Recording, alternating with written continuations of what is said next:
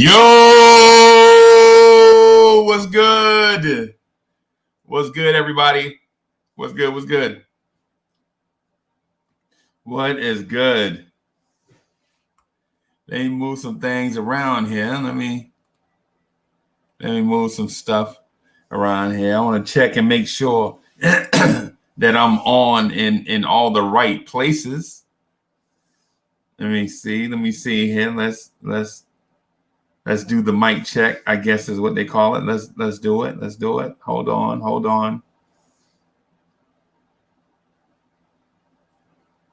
All right. So I'm on in one spot. Let me check something else real quick. Just be patient with me. Bear with me. Let me see. I'm gonna just check one other spot just to make sure we live in the places we supposed to be live at.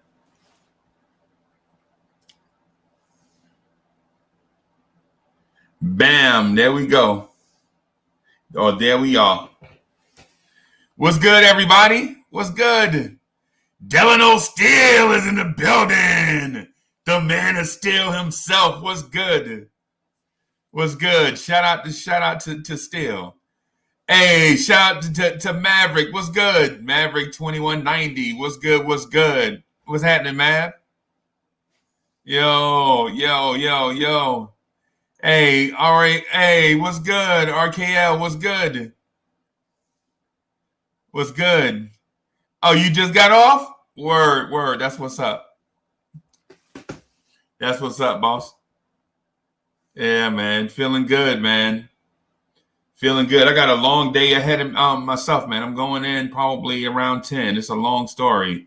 Foxy, what's good?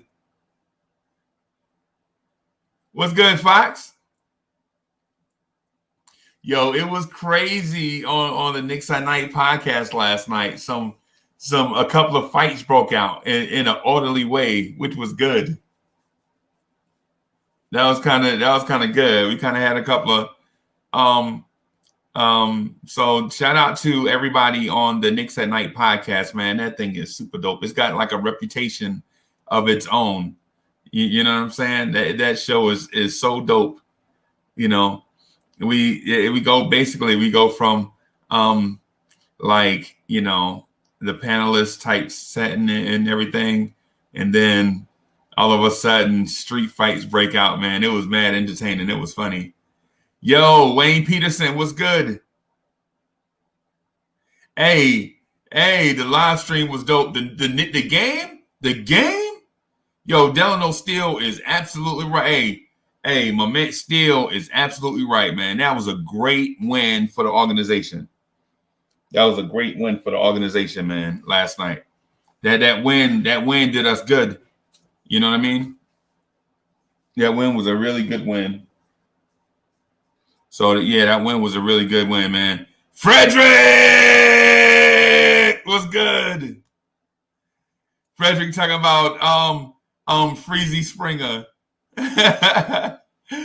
Hey man. When I jumped in last night, man, because thank you, man.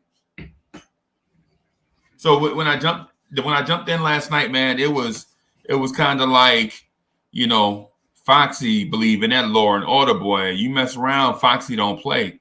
Foxy like, yo, he gonna have him a dope show regardless. He ain't about to have none of that foolishness. And then I showed up as a substitute teacher, and I started seeing paper airplanes and stuff. Yeah, it was D Blocks was good. Enzo was good. Yeah, man. Foxy don't play, man. Hey, y'all better learn. Fox be like, yo, I'm gonna be a dope show. I don't care. Yeah, we're gonna have us a dope show, and it's gonna be Law and Order. You know what I'm saying? Shout out to my man for having my back. I appreciate that. Imbert the Great is in the building. What's good? Yo. So I try to carry, like, you know, me and Foxy, or Foxy and I, and everybody else, the Lawrence Tears family, everybody as a whole, right? Let me stop saying just Fox, because Fox ain't the only one, but the Lawrence Tears family, we try to carry like an agenda because we don't want to be like nobody else, right? So Yahuba Arise, what's good? What's good? Yahuba called Foxy Captain Midnight. Marquise Walker. Hey, Marquise Walker. Hey, Walker, look, let me give you something. You my man. Hey, and Marquise Walker, we gotta get together, man. We gotta get together. Hey, listen, as a matter of fact, Marquise, I'm a DM you, and I've been meaning to, man, but my schedule's been crazy. But I'm gonna DM you my number so we can forego all of this stuff so we can just get on the phone and legit talk. Because it's some stuff that I want from you, and it's some stuff that I think you can provide for me too. Hey, that no cap, for real, I'm serious. Hey, White Falcon, what's good? What's good, White Falcon? Hey, Marquise, look for my. I'm a DM you later on, man. I got to, man, because there's some stuff that I need for you to provide for me. You know what I'm saying? And I know you can do it. So, White Falcon in the building says Frankie and DSJ is out of here. He said Frankie and DSJ is out of here. Yo, that's crazy. That's crazy, B. Hey, salute. David Parker is back. David Parker is back, everybody. What's good? What's good, Parker? What's good? So I want to kind of recap last night's game a little bit, but I also want to touch on some stuff that I missed from other places. Like I want to touch on I'm gonna touch on the Twitter poll, and the Twitter polls. I have like two of them that we need to touch on. We also need to look at the out on the limb for the Pacers game, and check out the KMD mailbox on Twitter. Oh, excuse me. Sorry about that, y'all. Freezy faces. Yeah, I know. I'm animated. Yo, the New York Knicks is in the building. What's good? What's good? Joe Madden is in the building. What's good? Oh, there we go. Hey, it's not Knicks Morning Drive. It's not Knicks Morning Drive without somebody saying Frank Ntilikina is a 6'4" Herb Williams. Yo, that's mad. Hey, that's mad funny. Yo, that's mad funny. Frank Ntilikina is a 6'4" Herb Williams. Yeah, I don't know though. I think Herb wanted to play defense though. Yo, okay. Yo, you said Randall tough? Yeah, Randall was tough, man. Yeah. Yo, man, come on, man. Joe Madden, you bugging. Joe Madden is bugging. Talking about Frank is a 6'4" Timothy Mozgov. Yo, that's crazy. Yo, Frederick, you think Austin Rivers might be underrated? I want to give him just a couple more games to see it. And I also want to say something else too. So we have a lot of people. We got mad people working behind the scenes for Blorn's Tears, for the Knicks at Night podcast, especially for the Knicks at Night podcast, and for the Knicks Morning Drive. And if y'all want to be a part of this Blorn's Tears family, like be contributors, we don't mind. We want y'all to. We want y'all to come in, you know what I'm saying, and be contributors. Yo, hit me up. Hit either me or Foxy up. You can hit me up at, I don't know where Foxy get hit up at, but you can hit me up at Big Freezy on Twitter. Just DM me, like with your talent, like what you want to bring to the table. And yo, my man is back. Ghetto Intellect is back. Yo, as soon as I saw the thing, I forgot, man. Let me do this. I'll be up here by myself, man. It's a lot of stuff to do. It's a lot of stuff to do, man.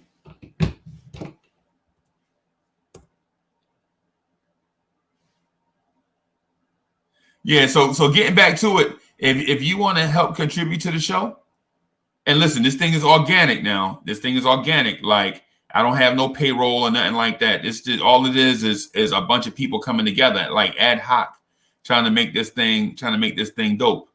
You know what I'm saying? So if you expecting like $600 a week or something, it's the wrong thing. But if you taking high fives, I'll give you a high five though. But if you have a talent,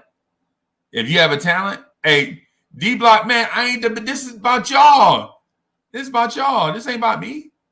But hey, listen, if you got like a talent, and you want to share it with us, and we can share it with the show, and have the show be even doper, man, come on.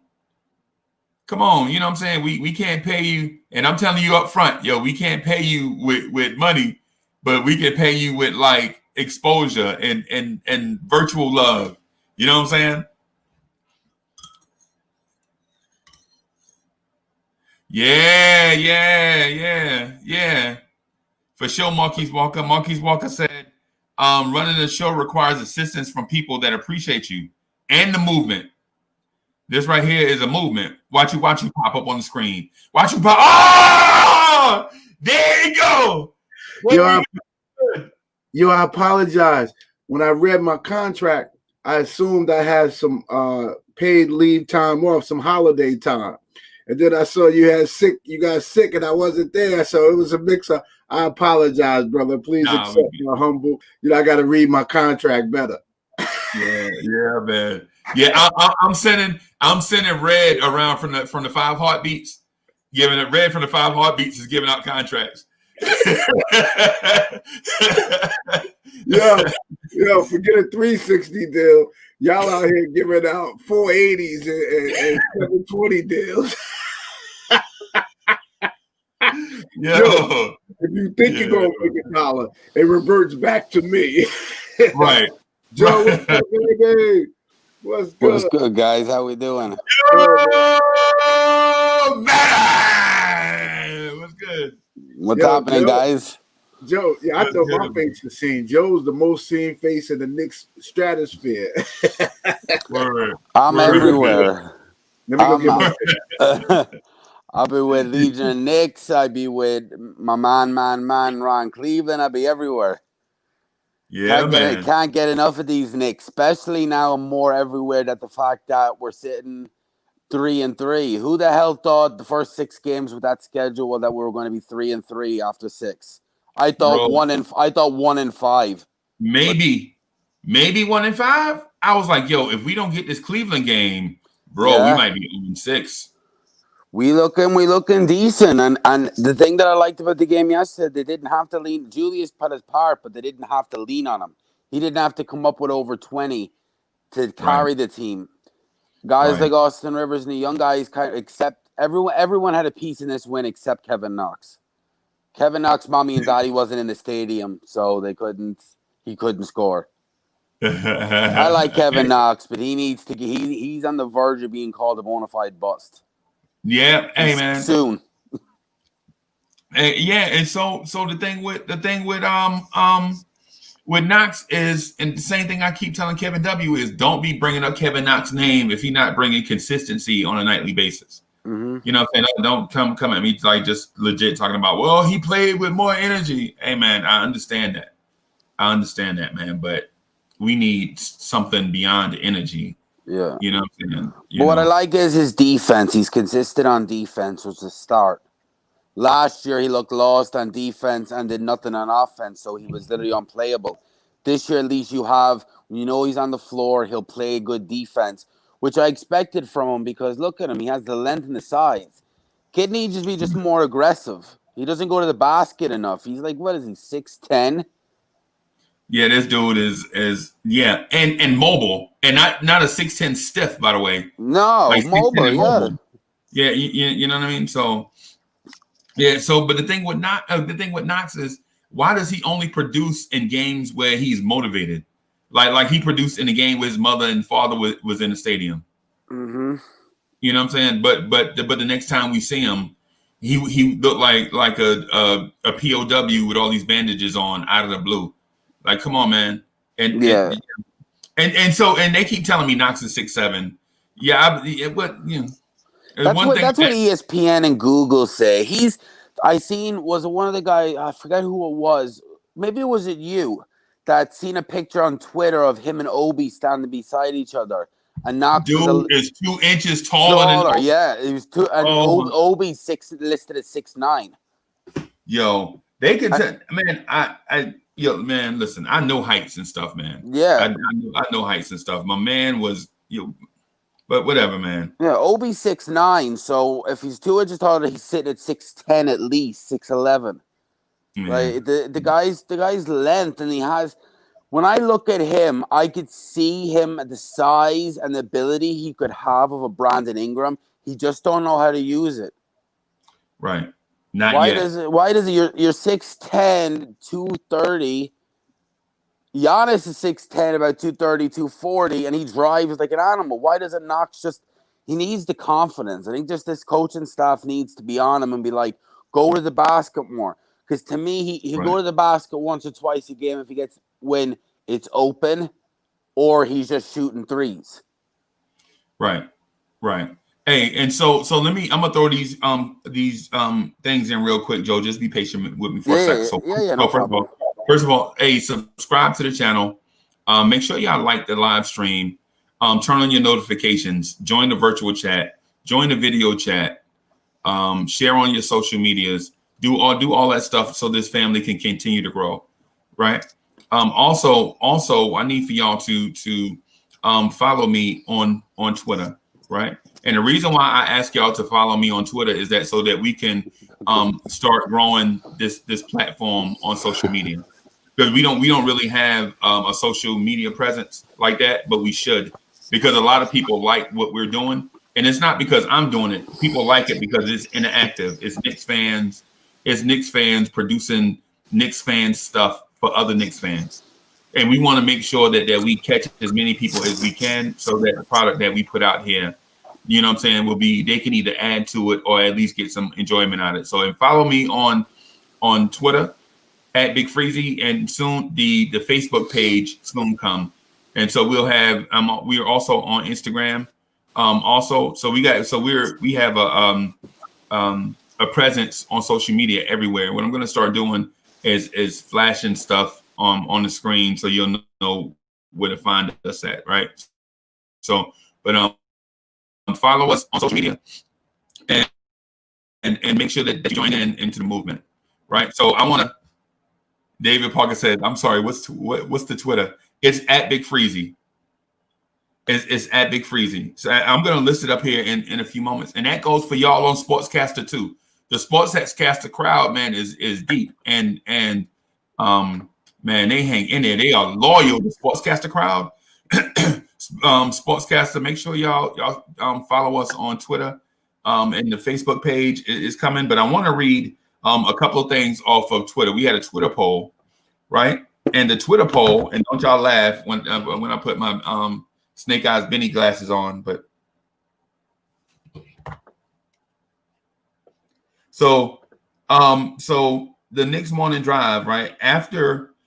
So the poll is, after what you've seen from the Knicks thus far, do you believe the Knicks team can make the playoffs? So right now, just with a handful of votes, the yeses at 77% outweigh the no's at 23%, right? And so I want to read just to close the other Knicks polls. So is Julius Randle our franchise player?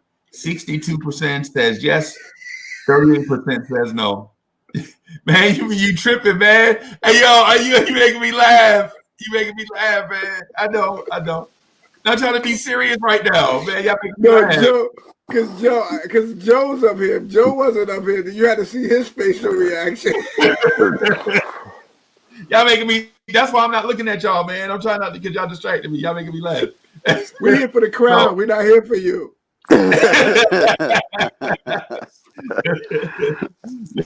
So the last Twitter poll is so Twitter poll from yesterday is how many games do you think the Knicks win this season? 67% says 30 to 39, 22% says 20 to 29, and 11 says 10 wins to 19 wins. Right. So shout out to everybody that participated in the Twitter polls. We really want to get y'all's engagement. So with that said, I want to open it up about what y'all saw in last night's game, but I also want to touch back on giving y'all a few minutes to think about the Twitter polls. So what do y'all think about RJ Barrett's breakout last night? Go ahead, Ghetto. You got this, bro. All right. Well, what I saw was RJ shooting with his legs. And what I was seeing in all the other games was he would catch the ball, he would square up because he's a very smart player, but he was just releasing with his arms. Yesterday, and that's what was happening with his free throws last year. You know, they always said good shooters shoot with their legs. That's the basis for good shooting. So that's what it seems like. Maybe that's what got away with him in college. I don't. What doesn't make sense is as much basketball as he's played, as much pedigree as he has with a great dad. Steve Nash has been there in his life. I don't know how that hasn't been drilled into his body. But the one game he had, I guess game 1 or 2, whichever game he shot, you see him get the ball, get it off his legs, and rise up and release at his highest point. When he was missing, he was catching the ball kind of straight up and down and throwing it from a high point. So I just think if RJ continues to shoot, and you see Alec Burks too. When he misses a free throw, you can see it. He doesn't bend. You can see Alex Burks run right up to him and say, bend your knees, bend your knees. I mean, I've been around basketball for years. That's one of the biggest things you say to someone who's missing free throws. So I think RJ's breakout because he's everything else he's been doing. He's always done. He's always played with passion. He's always played with decent IQ, except when he tries to force. So only thing I saw with RJ last night mostly was that he was catching the ball, bending his legs, and rising up with his athleticism. So what you think, Joe? I agree with Ghetto. He looks the first game is the same as what we seen last night. His release, the form was what he's been working on. The last couple of games where he's been missing shots looks like his muscle memory was coming back in, and it was his old form from last year. Right. So he needs to keep working on that form and turning that new form into muscle memory. Because if you've been shooting a certain way for so long, it's so hard to change it. Right. But you're better off changing now when you're young than some of these guys in their 20s. Like Alfred Payton's form looks a little bit better, but he's older, so it's hard to change. But with RJ, he's still young. And the funny thing I brought up last night when I was on for a little bit before I went to bed, I brought up that it's crazy how we're saying RJ's having a bad start to the year, but he's still averaging 17, 6, and 4. And that's all numbers up from last year, and it's a bad start. So I can't imagine when this kid starts to get the shots dropping and starts to get more efficient, what his numbers be. And I still said this from beginning. People told me I was a little bit high on it, or it was a little bit crazy that RJ would average more than 20. I think he can average more than 20. Easy. What? They said Joe Madden was a little bit crazy? Yeah, they were saying, no, people were saying like 7. People were saying 17, 18. I was like, no, 20 plus. Right. Because he has the ability. Just that shot needs to go better. And the main thing I'm happy about is, even though his threes and his mid-ranges have been bricks, his free throw shooting has stayed consistent. And that's a big part of his game for a guy that gets to the line a lot. Right. So, good on RJ. We had RJ. I don't know if he's Batman, but he's definitely Robin or Robin number 2. So we got something. So I'm happy with RJ. I just want to see it consistently. We've always seen spurts, but we want consistent. Did you see him hold the ball and get fouled at the end of the game so he can go to the rim and knock down those game clinching free throws? Yeah. I thought they were going to look for quickly on that. They brought quickly in for the free throws, but RJ got them, and I was happy because I'm like, all right, here's clutch ones. Here's something that means something. And you know, and guess what he did? He knocked him down. Yeah, knock him down. Yeah. What is he shooting? 80% from the free throw line or something? I think he's somewhere close. I'll get to that for you. Let me get that for you. Yeah, I think it's in the 80s, which I think it's Ron says like 17 or 20% up from last year. And 20% up 20% on free throws is a huge improvement. We see guys struggle. Peyton still struggles from the line. Lonzo Ball's in the league 4 years this year, and he's still struggling from the line. He's still in the 60s. So from RJ to go from in the 60s from last year to jump up to what did you say it was? Get intellect was 70 what? Hold on, I didn't get it yet. Just one second. Okay. So last year, last year he shot 60% from the free throw line. Last year, and this year I think it's closer to 80. 80, yep. If RJ shooting 79.3% from the free throw line. Okay, that's close to 80. That's amazing. Very good. Just a little bit above league average. I think league average is like 277 or something. Yeah, and he's been shooting this percentage from about February on, maybe late January, February on. So he had fixed it during the end of the season as well. Yeah, everything. See, that's the thing people are saying. Like I heard, was it Josh Fulio from out in California? He was saying about maybe putting RJ on the bench, and I seen guys in shots on about trading RJ.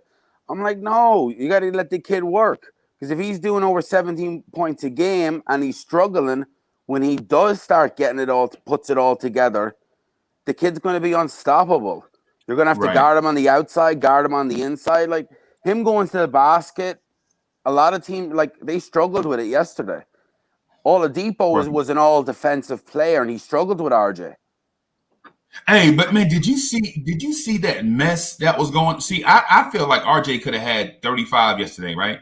And the reason why I say that is because Victor Oladipo was getting the smallest ticky-tack fouls at the beginning of the game. Y'all remember that? Even Mike Breen was like, "What was that? You call foul on that?" And then RJ was going to the. So RJ went to the basket, and a dude legit grabbed like a part of his mouth and like raked his throat, raked his neck or whatever, and they didn't call it. And we like, what in the world is going on out here? A dude waved at Victor Oladipo and got a foul. Waved at him and got the foul call, and RJ raked across the lips, and they didn't call nothing. But it's against the Knicks. Refs don't like the Knicks. We've seen this. The Philly game should have been a lot closer, but the refs screwed that up. Man. And very important about the refs too. You have to pay attention to. And the NBA might be in trouble. They might have to just go test the refs and then rotate them. They're not traveling the refs. So the guys from Indiana, you probably pay attention. You'll see them doing all the Indiana, Chicago games, all the games, Detroit.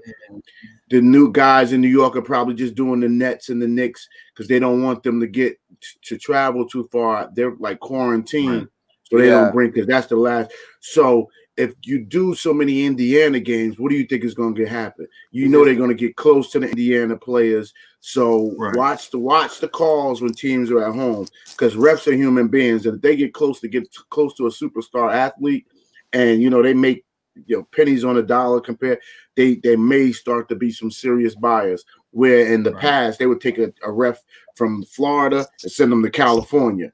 Like they really shuffled up the refs. Yeah, they're keeping everyone in close, which isn't a good thing, because then you're gonna have, it could be a good thing for us for home games, but away games, like that's what I'm saying. Dolan get the checkbook out and just talk to the refs on the side and be like, "Look, you're gonna be refing a lot of our games. Help us out a little bit." or simply, hey guys, I'm so sorry you can't travel. There's a restaurant here though, over here. Go see them. It's good food. And you walk in, they be like, "Oh, we were waiting for you. Come on, we got great service here for you. We put a couple of extra bottles of wine for you." And it's owned by Clyde Frazier. Yeah. Oh my God, his suit last night.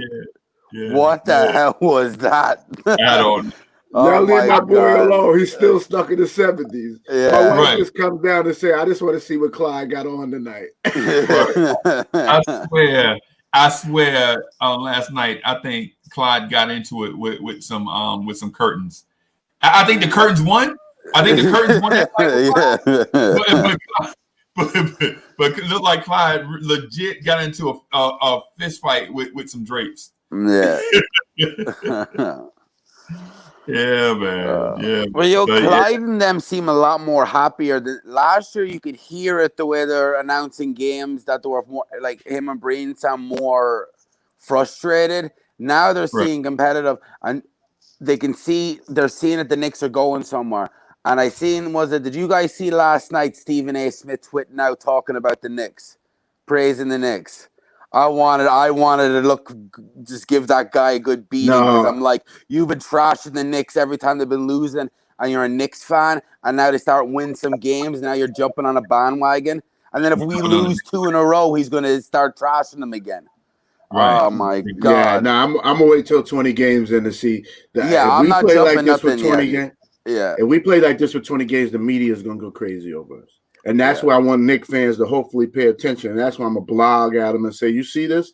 They only want your attention. And if you're bad, then they only want to pull you into the negative. Be above the media. Be a good Right. analyzing fan. Yeah. No, Right. I hate the And media. They so talk that's about one of the Kellerman. things. If Kellerman, I don't want Kellerman back on because he's the type of dude. If we win a chip, Kellerman be back in the bandwagon, and he ditched us years ago to go ring chasing with LA. Yep. And him a And I don't fellow know how you. I don't Yorker. know how you do that as a grown man. I don't know how you do Nah, that. you chid no matter. That's the thing with me with my sports team. Like all my sports teams suck right now, but I ain't leaving any of them. Like the Giants Right. might get to the playoffs, but we're not a good team. My soccer team, Chelsea, not good at the moment. I ain't leaving any of my teams. Right. That's Right. you hate. You hate. I've seen like people online and stuff. Former Knicks fans are going to the Nets, and I'm like, then if you're going to the Nets, you were never a real Knicks fan. If you're picking up and moving across town. Right. Right. Right. Hey, so pseudonym Sweet Pay, we're gonna talk about the Atlanta game, man. We got plenty of Oh, time though. What we want to do yeah, is just make sure we make the conversation more well rounded. Don't want to talk about the Hawks game and then have nothing else to talk about for the rest of the yeah, show. yeah. And so I feel you. I feel you on that. But the game last night, you saw a couple of things happen, and you were like, oh my God, we are not as bad as what we thought we'd be. Like, because Julius Randle starting off the game 0 for whatever, and we usually go to him for baskets. You know what I'm saying? So we usually go. So we like. So usually when Julius Randle is not hitting, we're down big, big. But we were like, we were okay. You know what I'm saying? We okay right now. We were down, like we couldn't catch them for some reason. They were well, we know the main reason is because those refs have a love affair with Victor Oladipo. You know what I'm saying? Because he went to the line, picked on line like 4 times in a row. And you were like, what And, the what? We didn't even and touch him. Brogdon shot out of his mind. Oh Yeah, my Brogdon, God, that Brogdon guy was on shot fire. out of his mind. Yeah. Brogdon was, yeah. But you know what though? Last night's game, and I hate to just put it in just a nutshell, but hey, the Pacers wanted to win that game at home. It's not like we just went in there and they just laid down. It was like, on a back-to-back, but no, they wanted to win. Those dudes were playing hard. You know what I'm saying? They tried to, but to Julius Randle's credit, he started putting that 250-pound body on Sabonis, and it wasn't. I'm not saying he locked him down, but you can tell when Sabonis has to work for every inch that he gets on the court, he can't just bully people because it just wears you down. You know what I'm saying? Before we wasn't putting bodies on him, he was putting bodies on us, and there's a difference. You know what I'm saying? I mean, so Randall putting that 250 on him, I think definitely helped. Definitely. Yeah, I agree. Randall had a great game last night defensively. His shooting was off, but as I said before, I think his shooting numbers are going to come down, but his rebounding, his defensive numbers, and his assists will stay up because they're Right. facilitating through him. But the numbers will come. His scoring numbers will come down Right. because teams now are game planning for him. And so, but the thing is, he's getting the ball out. And what I like most about last night's game was when quickly Rivers was on the floor with Randall. It took the raw ball out of Randall's hands a little bit more, and it looked like he was a Right. little bit more comfortable. Because, when Peyton's on the floor, sometimes Randall don't want that ball. Peyton dribbles up and hands it to him, and Randall's like, I have 3 guys around me. I don't want it. But Right. that's the thing with Peyton. Peyton's putting up numbers, but I just still think that Quickly or Rivers need to take that spot. They need to separate Randall and Peyton and put Peyton coming off with the second unit. But overall, it was just a perfect team performance. Everyone was hitting. Perfect. Everyone was hitting, and I think a big key to this is now guys coming back. We had Rivers and Quickly were back fully. Rivers come back the last game, but he played more minutes again tonight. Quickly was back.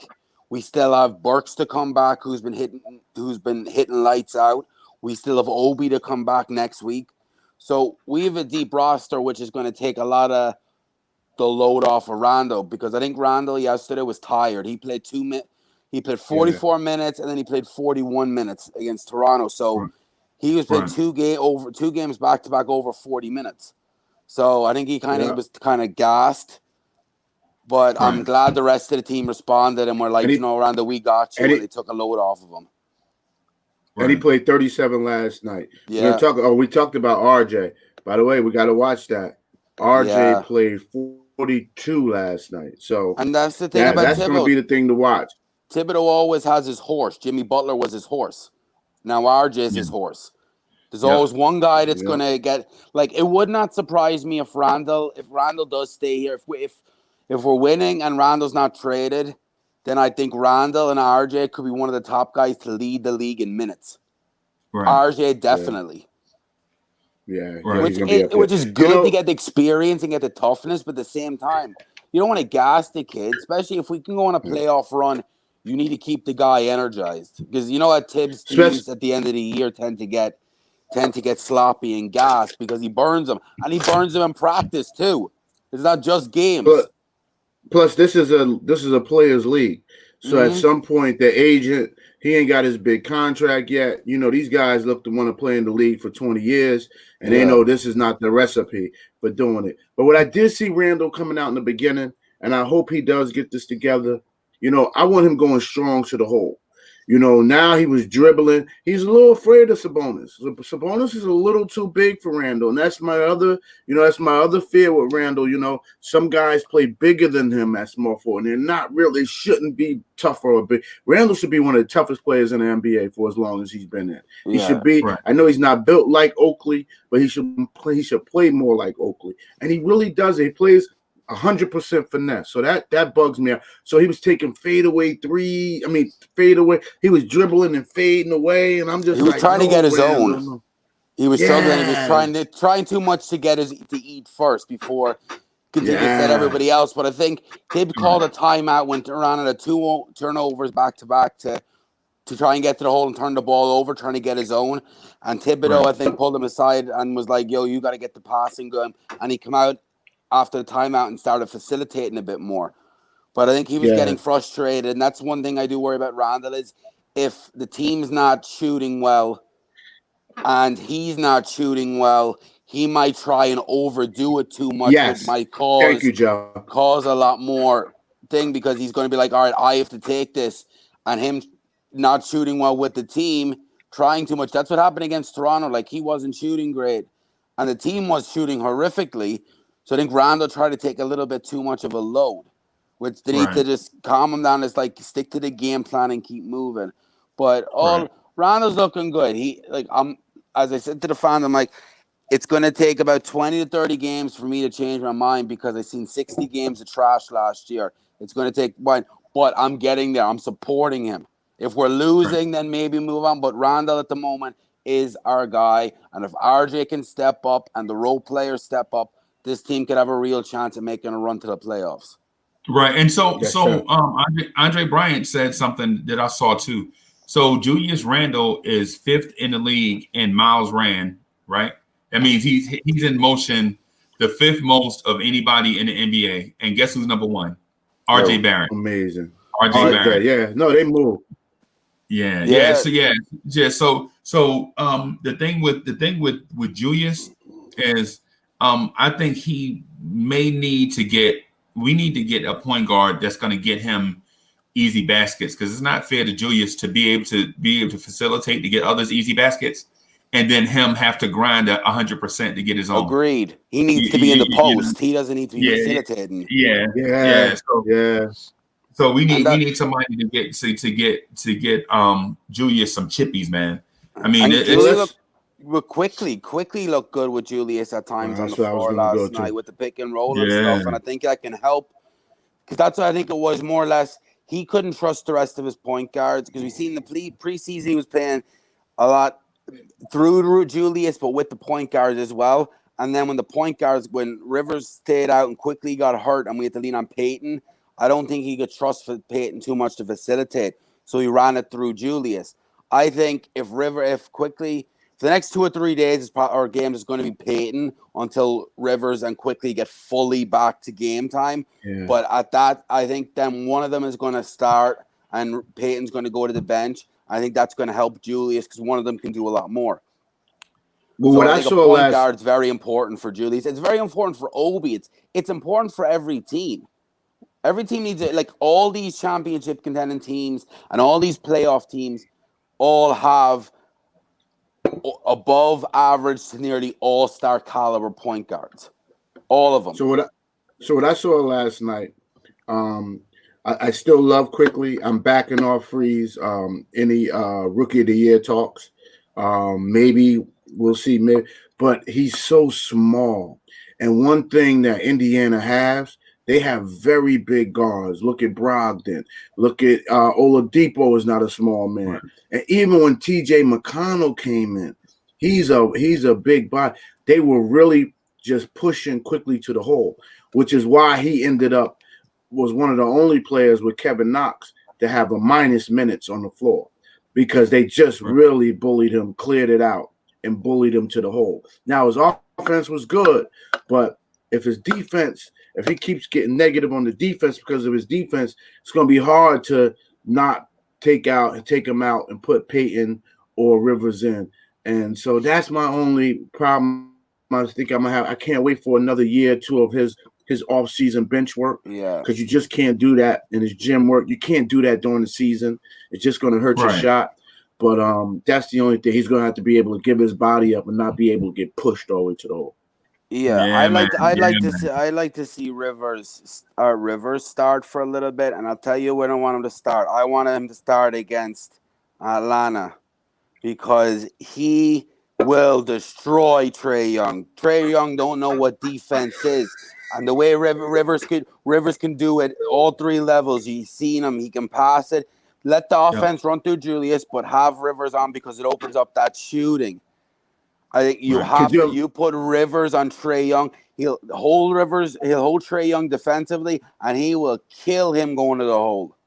Can you see him in the post? They will put him in the post. He can look over Trae Young, throw passes. Man, Rivers' body. When you talk about NBA, this kid is a monster out there, and that's what I knew we were getting. A pit bull. Like people killed him 3 years, when we signed $10 million. People saying, he's spoiled. He's spoiled. He's Doc Rivers' son. That's only why he's in the league. I'm like, he's been for the last 5 years on playoff teams behind Chris Paul, then behind Chris Paul and Harden, then behind Westbrook and Harden. And now he's finally got his chance to get more minutes. And I think he's one of them guys, the more minutes he gets, the more numbers he's going to put up. Yeah. And he's going to show it. It's 3 years, $10 million. Somebody said 3 years, $6 million. He got 3 years, $10 million. 3 years, $10 million, first year guarantee. And so this is going to be another big win for the KP trade, because we can now sign a Rivers for 3 years, $10 million, instead of what was THJ making, at least $20 million a year, right? Yeah.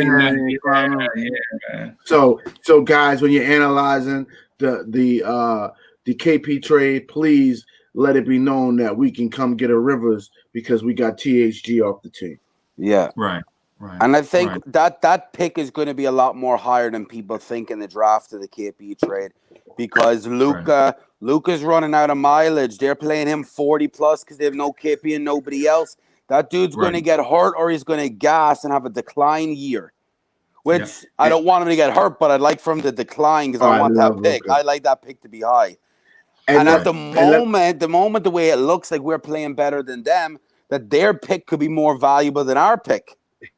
Right. And let me tell you something, Luka. Now you see. I guess you see why some players are good. Some players are just alpha males. Yeah. And Luka, but guess what? Luka gets frustrated very quick. His teammates aren't helping him. He doesn't turn on his teammates.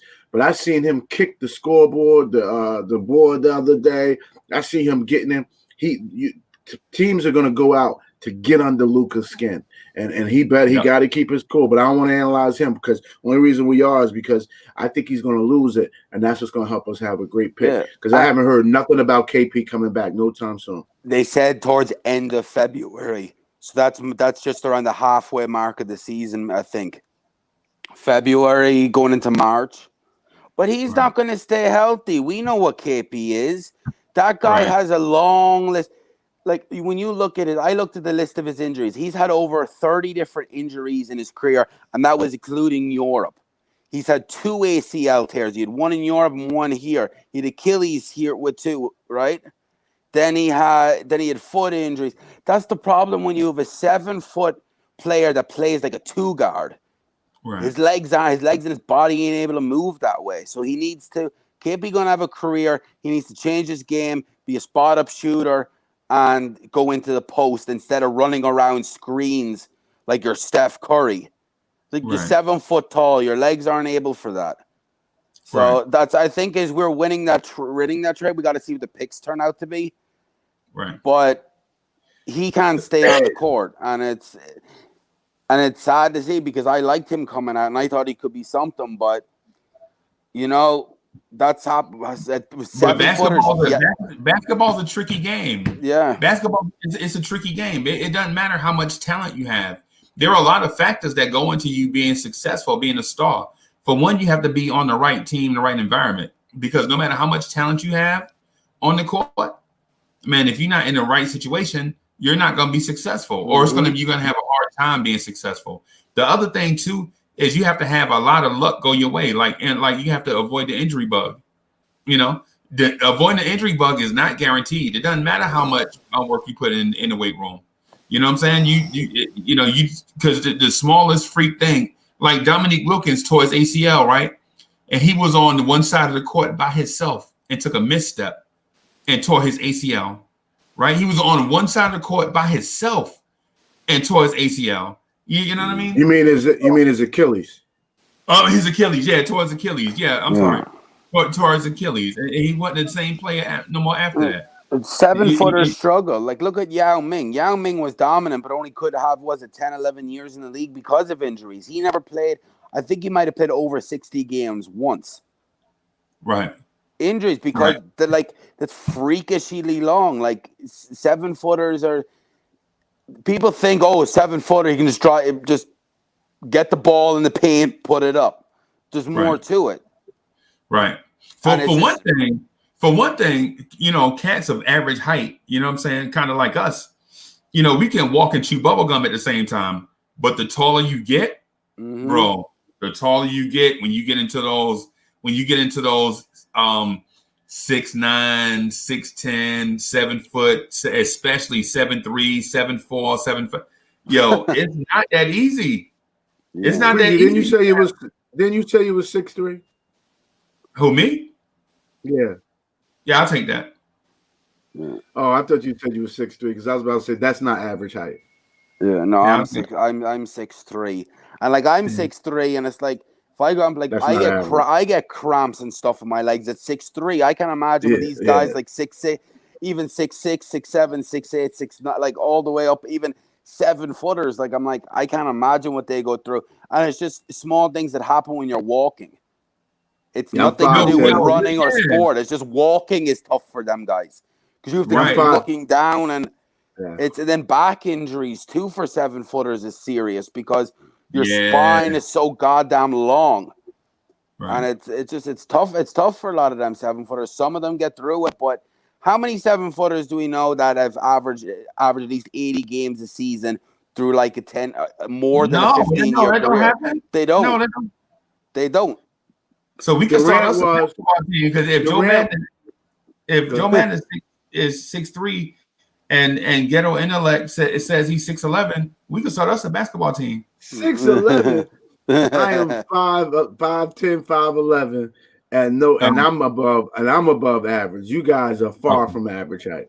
Oh, I was gonna say, I thought we was gonna have us Joe at 6'3", Ghetto at 6'11", and me at 6'5.5".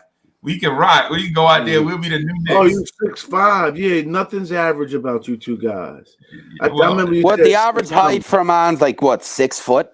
No, 5'9". 5'9". Yes, 5'9". Is it? Yeah. Yeah. And in our tall world, man, we think. Yeah. In our tall world, we see somebody shorter than us. And hey, Pseudonym, hey, we gonna play Pseudonym at the 2. Pseudonym said he's 6'3". Yeah, man. Yeah. So, I guess if we wrap up with the Pacers game, man, we can move on to talking about Atlanta and what we expect. I can't wait for that game.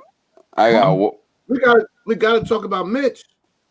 Oh yeah, Mitch. Yeah, we got to talk about Mitch. Hey, Stephen Okonkwo said he's 6'10", so we got us a center. Damn. And he's Nigerian. So no, in today's NBA, that's a power forward. Centers need to be 7 foot and more. I'm looking at Noel on the court, and he looked tiny with some of these guys. And today's NBA, like even 7-footers are playing the 4. Yeah, but the problem is, Joe, Noel's only 200 pounds, bro. Yeah, he looks tiny. He the only way he was going to be successful, he needed to put on weight, and he never done it. Yeah. Oh, he's barely weighs more than me, and I'm 5'11". Yeah, he's what is he, 2 to 6? What is he, 6'10", 6'11", 210 or something? No, he's 200. 200? Yes. Shit, I'm sitting close to 200, and I'm 6'3". Right, I'm telling you. What? I'm telling you. Bro, I'm telling that's you. a 2-pick. Yes. Oh my God! I didn't realize he was that small. I thought maybe 220, 210. Joe, I realized that by the second when we played Indiana the first time. Yeah, and then when we played Philly, and Ben Simmons was pushing him around. Ben Simmons is a bigger man than Noel. Yeah. So that's when I said, "Oh, we really don't have a backup center. It's all on Mitch this year." I was so excited about. You talk about overanalyzing the player. Yeah, we all thought the center position was locked up this year. Yeah. We actually thought Noel was going to start over Mitch. Remember that? We've seen that. Mitch? Yeah, I thought so too. I don't know too many teams that start 200-pound centers.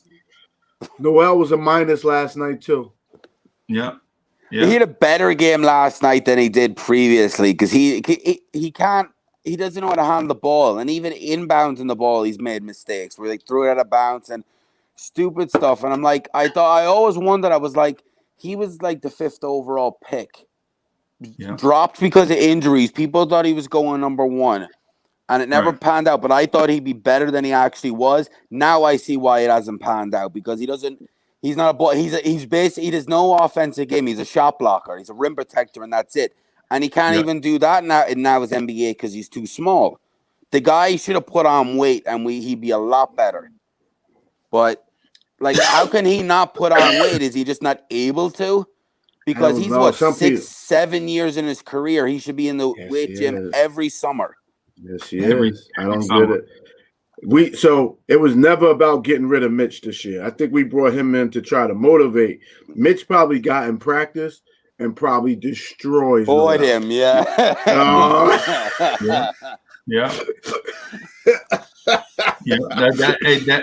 That's what I think too, man. I think Mitch was probably just destroying that dude in practice. Because Mitch at 250 does not look like a human being that moves at 250. You know what I'm saying? I think he slimmed down. I think he slimmed back to 240. Okay. Yeah, because he don't look so bulky no more. But let me tell you something. Yeah, I'd like to see him at like 260 just because he's going to be playing against like big centers are going to kill him. Like because Turner's big but not that big. When you have Embiid, Drummond, Jokic, some of these big body centers, they're gonna kill him.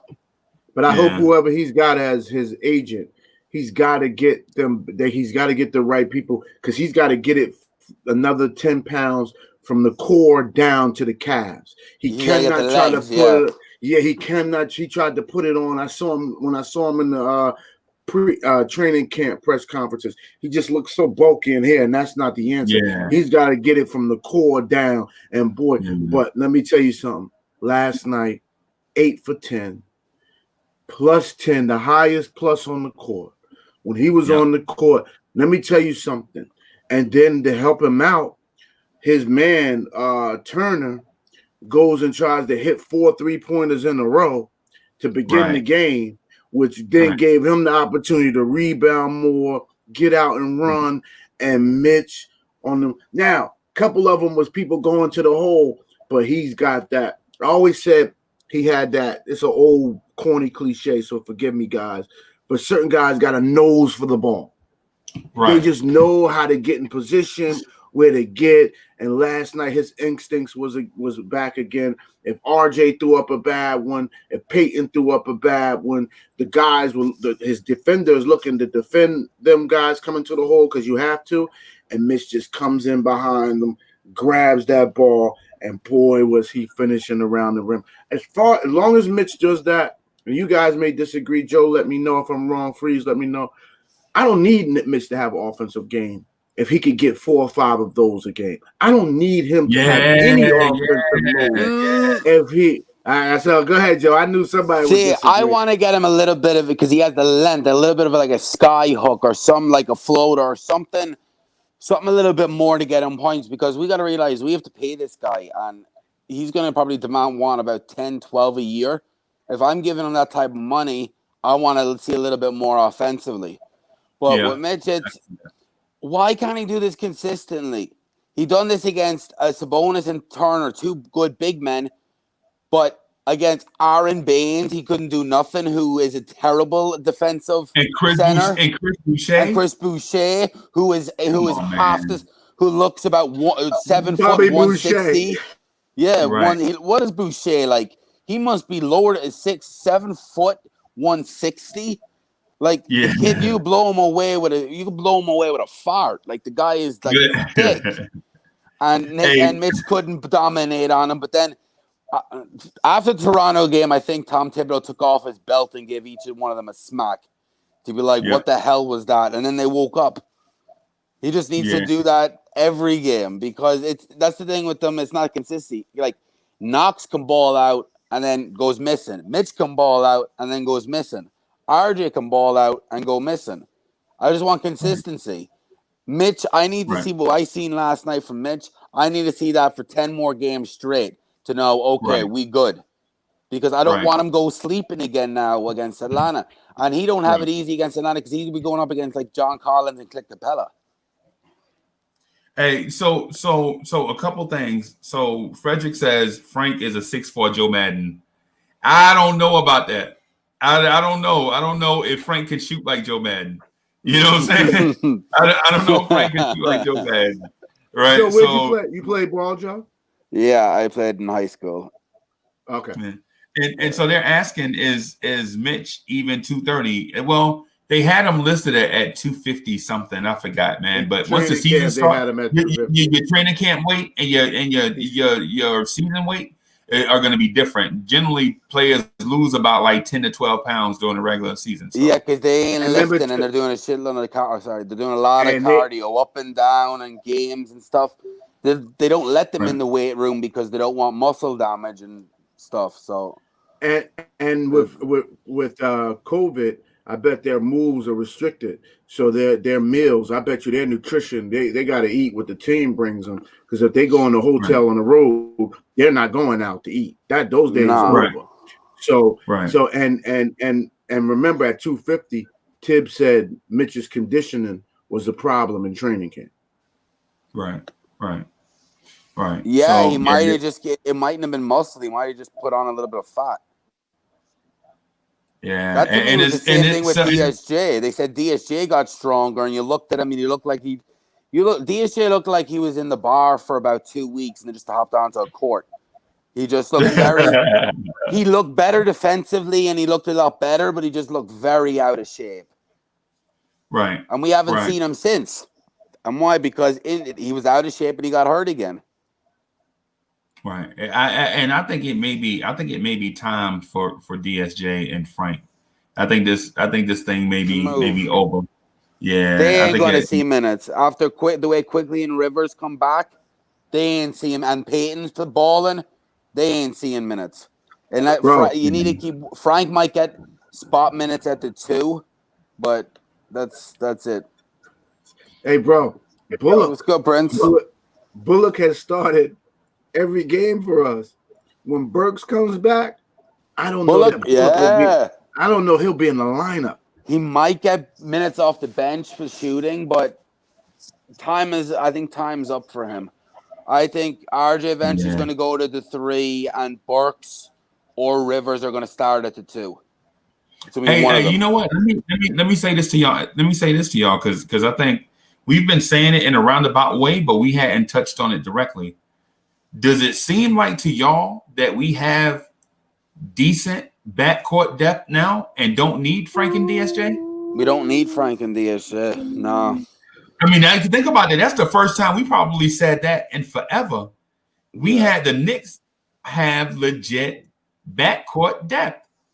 Like you got Alfred, you got RJ, you got Burks, you got Rivers. You know what I'm saying? Now you don't necessarily need Bullock. You know what I'm saying? Because you got IQ in that spot backing up everybody coming in. So I'd keep Frank and Bullock just in case there's injuries, unless we got a trade offer for them, because you always have to watch out, especially with a COVID year too. Like there's been no positive tests yet, but I don't think that they're going to go the whole season without one positive test. I'm presuming there might be a couple. So you want to have the guys in case. But I was advocating actually to let waive Bullock and bring in Kyle Korver. Right. Not just give Kyle Korver can come in and do 10, 15 minutes a game if we need the shooting, but for practice to help RJ and help these guys shooting. Because he's one of the best shooters of all time. He was averaging like 42, 43% for his career. And you could get him on like a vet minimum, like $1 million for the year, something dirt cheap. Why wouldn't you in order to clear a roster spot, why wouldn't you say not do Bullock, because you may need him in the playoffs for his defense and veteran presence? Why wouldn't you just no, just like injuries and stuff, just because in case injuries and stuff, because we already seen we had a lot of lineup. We were thinking, who's going to be the 15 men, and then all of a sudden we were down to 8 guys where Tibbs could only play 3 because everyone was hurt. So let me say this: as long as we keep winning, this is a good problem. Yeah, and I don't know why I let Knicks fans move my emotions, but once the advent of the internet, they do. No. If we're losing with these guards and we're playing, obviously, Rivers, Burks, Bullock, and Frank don't play, and Obi don't get the minutes that we think he should get, Knicks fans are going to lose their mind. We're not developing the guys we should develop. These are rentals. Why are we playing rentals? I'm just letting you know what they're going to say now. Obi, to me, Obi's going to be our future power forward, and people don't like this because the way Randall's playing. The fact is that Leon Rose and Obi have a relationship. That Leon Rose was preparing to move up in the draft to get this kid. You weren't taking the 8th overall pick or preparing to move up in the draft to have this kid sit in the bench. Now, the thing is, if we're winning, Randall's going nowhere. If we keep this pace, Randall's going nowhere. But if we're losing, then they're going to consider it. But what my point is, Obi will get minutes. They could try and put him at the 3 for a little bit, at the 5, at the 4, move around. But Obi's going to get his 20, 25 minutes because they need Obi, because Randall's playing 40 plus. You need to drop Randall's minutes down to in the 30s, like 32, 33, the same with RJ. But because all our guys were injured, Randall kind of I think he was tired again the last game against the Pacers. But my point is, I think Obi will get minutes to take the heat off around a little bit. Hey, shout out to the chat. So sorry about that, Joe. But shout out to the chat. Thomas Abreu. Hey, Tomas Abreu, I see you. Chat Nick, what's good? What's good? Kaiser Salsa, we see you. What's good, brethren? What's good with the people that just jumped into the virtual chat? Hey, what's good, Mo? Mo just jumped into the video chat. Just want to say shout out to everybody and just letting y'all know that we ain't miss y'all. We just, you know what I'm saying, we didn't where did Prince go? The Prince just dipped. What's Knicks Fanatic talking about? He was like, he said, call us losers because we talking about the draft. Who mentioned the draft? We never. Yo, James. No, somebody in the stat. Oh no. Oh, he's talking to somebody. Yeah, somebody said, "Who do we draft next year?" I'm thinking about the draft because it's stacked, but I'm not overhyping it yet. Let's get to July. Let's get past January 1st. He's yelling at another chat member. Somebody in the chat said, okay. I thought he was saying that we were talking about the draft. I was like, I don't think we mentioned the draft. Yeah, hey, 0.5, what's good? Andrew, what's good? Prince can't hear you.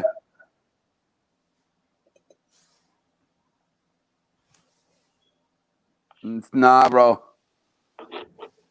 Yeah, we can't. I can't hear you, Prince. Nah. Hey, technology is undefeated, bro. I'm telling you, we deal with this on a daily basis. Technology is undefeated. Hey, you muted, man. Unmute yourself.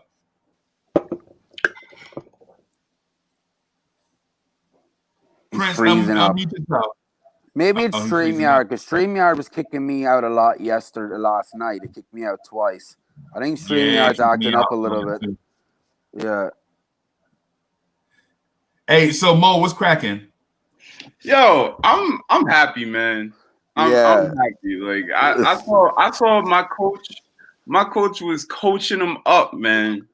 Like for real. Like this guy makes substitutions like that you think about. Like, yo, like Reggie Bullock shouldn't be in the game right now. Reggie Bullock shouldn't be in the game right now. Let's put in Austin Rivers. As soon as he called timeout and put Rivers in. Yeah. And I know for sure that he wants, like, Alfred Payton is not a guy he wants to be playing, but it's politics. So we're gonna let him rock. We're gonna let him rock. And Alfred's gonna play as hard as minutes too.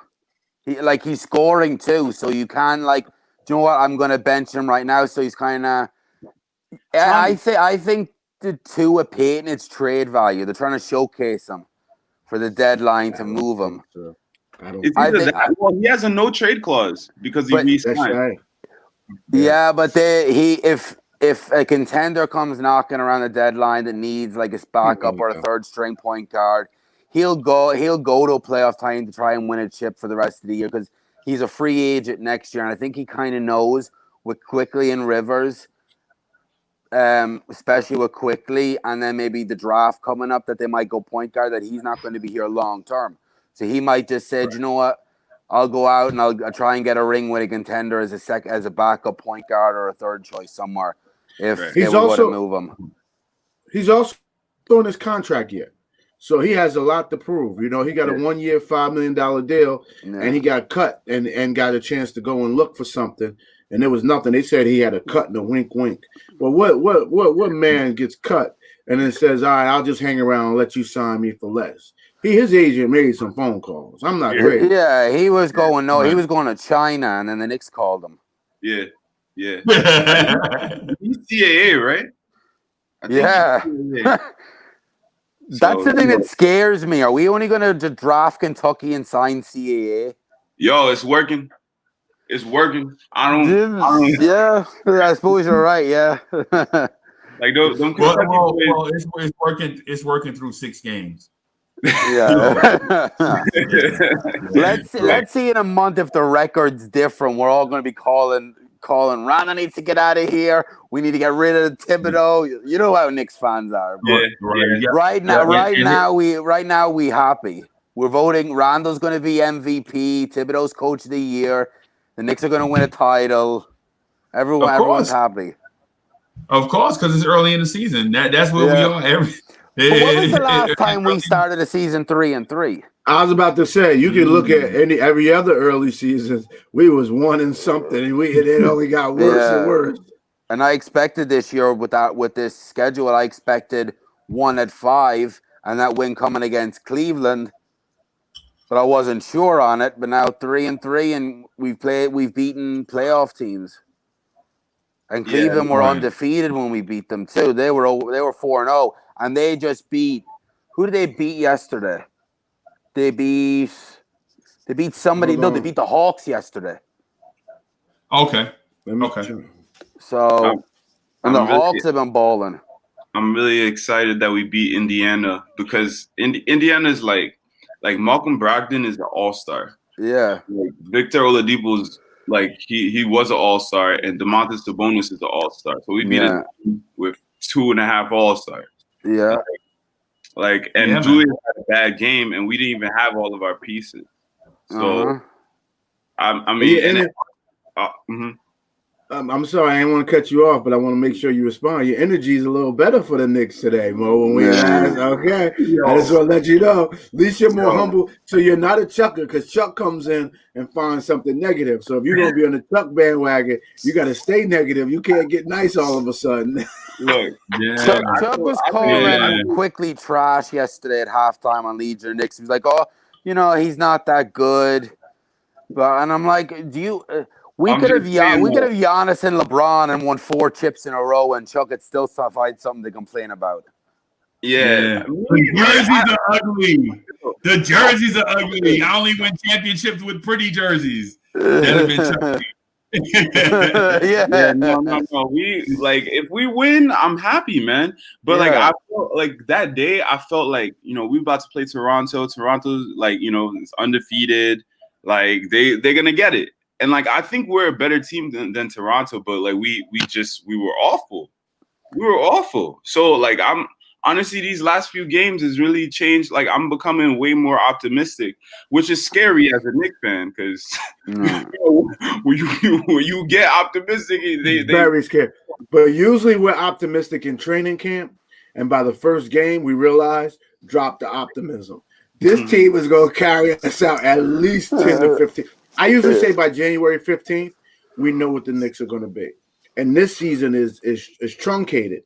So, but I'm still like January 15th. Right. That's my date, man. This team is still playing good a week from now. I'm putting all my balls in.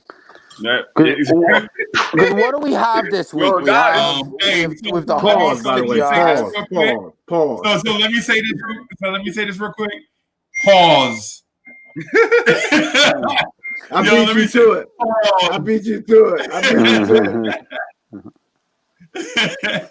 I just heard somebody say they're putting all their balls in. I'm saying pause. I said pause before you. I caught myself.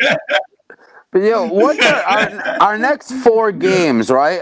We could keep this up and go 2-2 over the next 4. Because who do we have? We have the Hawks, the Jazz, the Thunder, and the Nets, right? We losing to the Hawks. I wouldn't say that. Their defense is trash. I think the offense is. We're the 4th best, 5th best offense or defense in the game at the moment in the league. We can go off on the Hawks. I'm telling you, you put Rivers on Trae Young or put Quickly on Trae Young, they're going to eat because Trae Young defensively. Nobody's stopping that boy. Did you see him against Cleveland? No, I didn't. Sexton shut him down. Sexton, who doesn't even know what the word defense is, shut him down. I wouldn't say that, Joe. Sexton can play D, bro. Sexton can play D. He didn't do it last year. I got to see what happened in that game. Look, I'm not saying it's definitely a winnable game, but we're going to win it. But I'm like, if you shut down their 3-point shooting and just go at them, because that team doesn't know how to play defense. They're unbelievable scoring. That's why they're winning games, because they're scoring 140, I think, a game.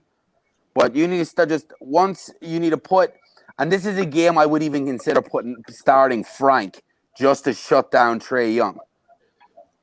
I agree with that. Just to lock down Trae Young. Because once you shut down Trae Young, you shut down the Hawks. Frank hurt, though. So, So we go. See, when you need him, I don't like Frank, but when you actually want him, he's nowhere to be found. I'm giving up. Right. Right. That's what I'm about to give up. Yeah. And we play Atlanta, OKC, Utah, and Denver.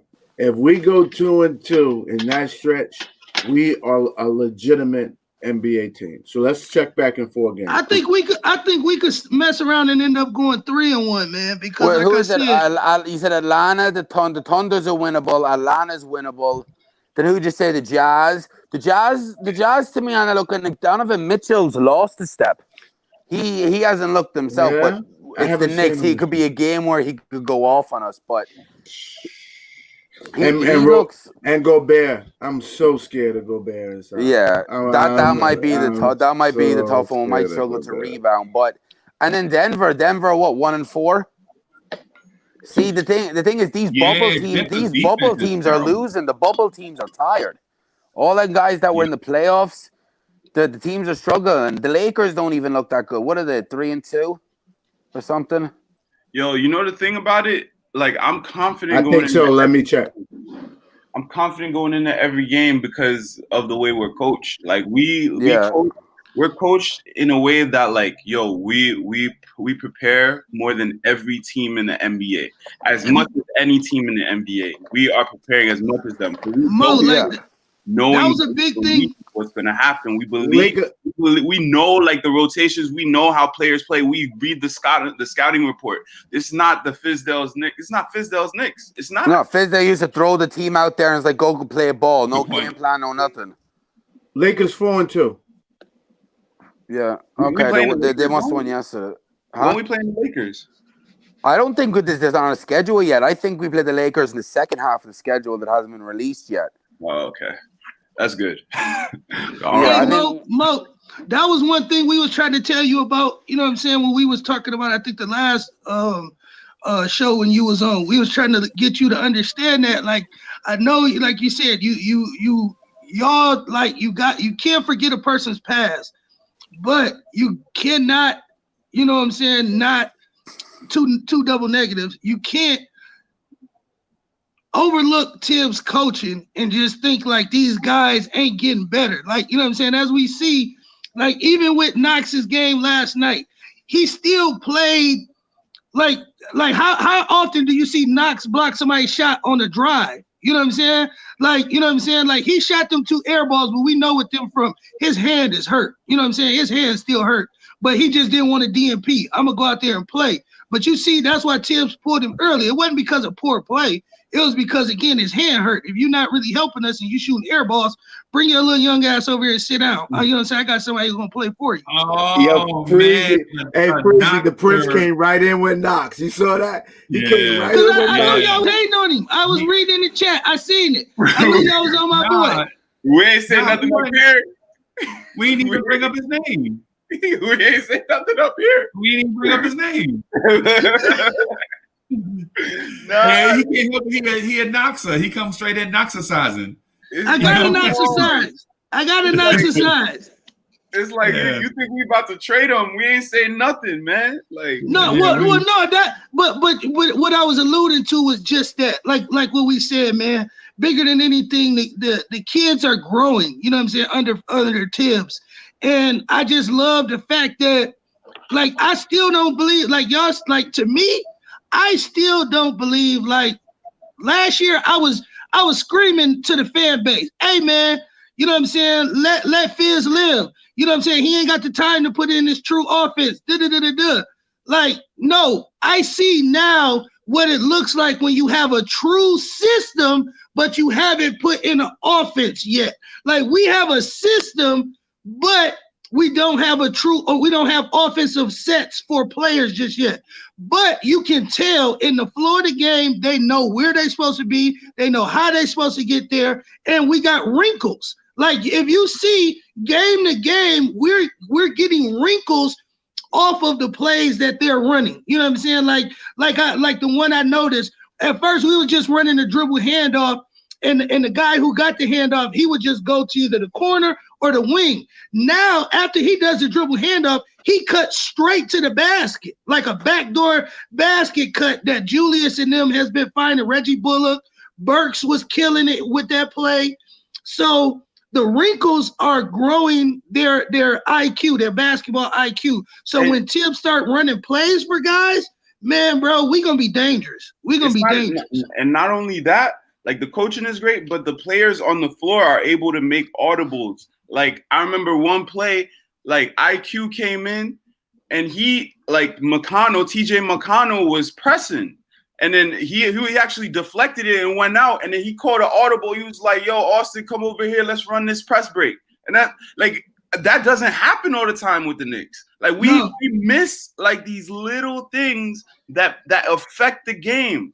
And like I think now, like even if we miss one little thing, Tibbs is gonna scream at you. You're like he's coming for your head. Like so, I'm very excited, man. I'm very. Hey, I don't know if Uncle Free's gonna get on quick, and I'm pretty sure we're gonna talk about. You know, what I'm saying Mama name him Quick. I'm gonna call him Quick. I don't know if he's gonna talk about Quick, but I'm pretty sure we will. But B, it was a play last night. He ran. It was the double stagger screen. We were going. The opposite direct. No, I think I believe in the first half. And he initiated the play.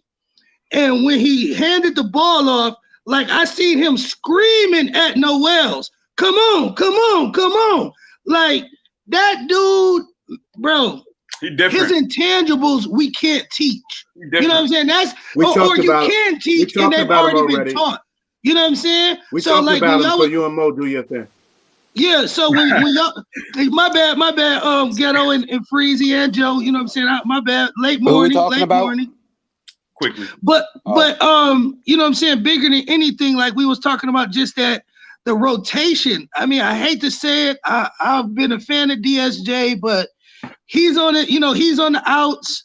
Bullock honestly is on the outs because again, I respect what he could do for us in the playoffs.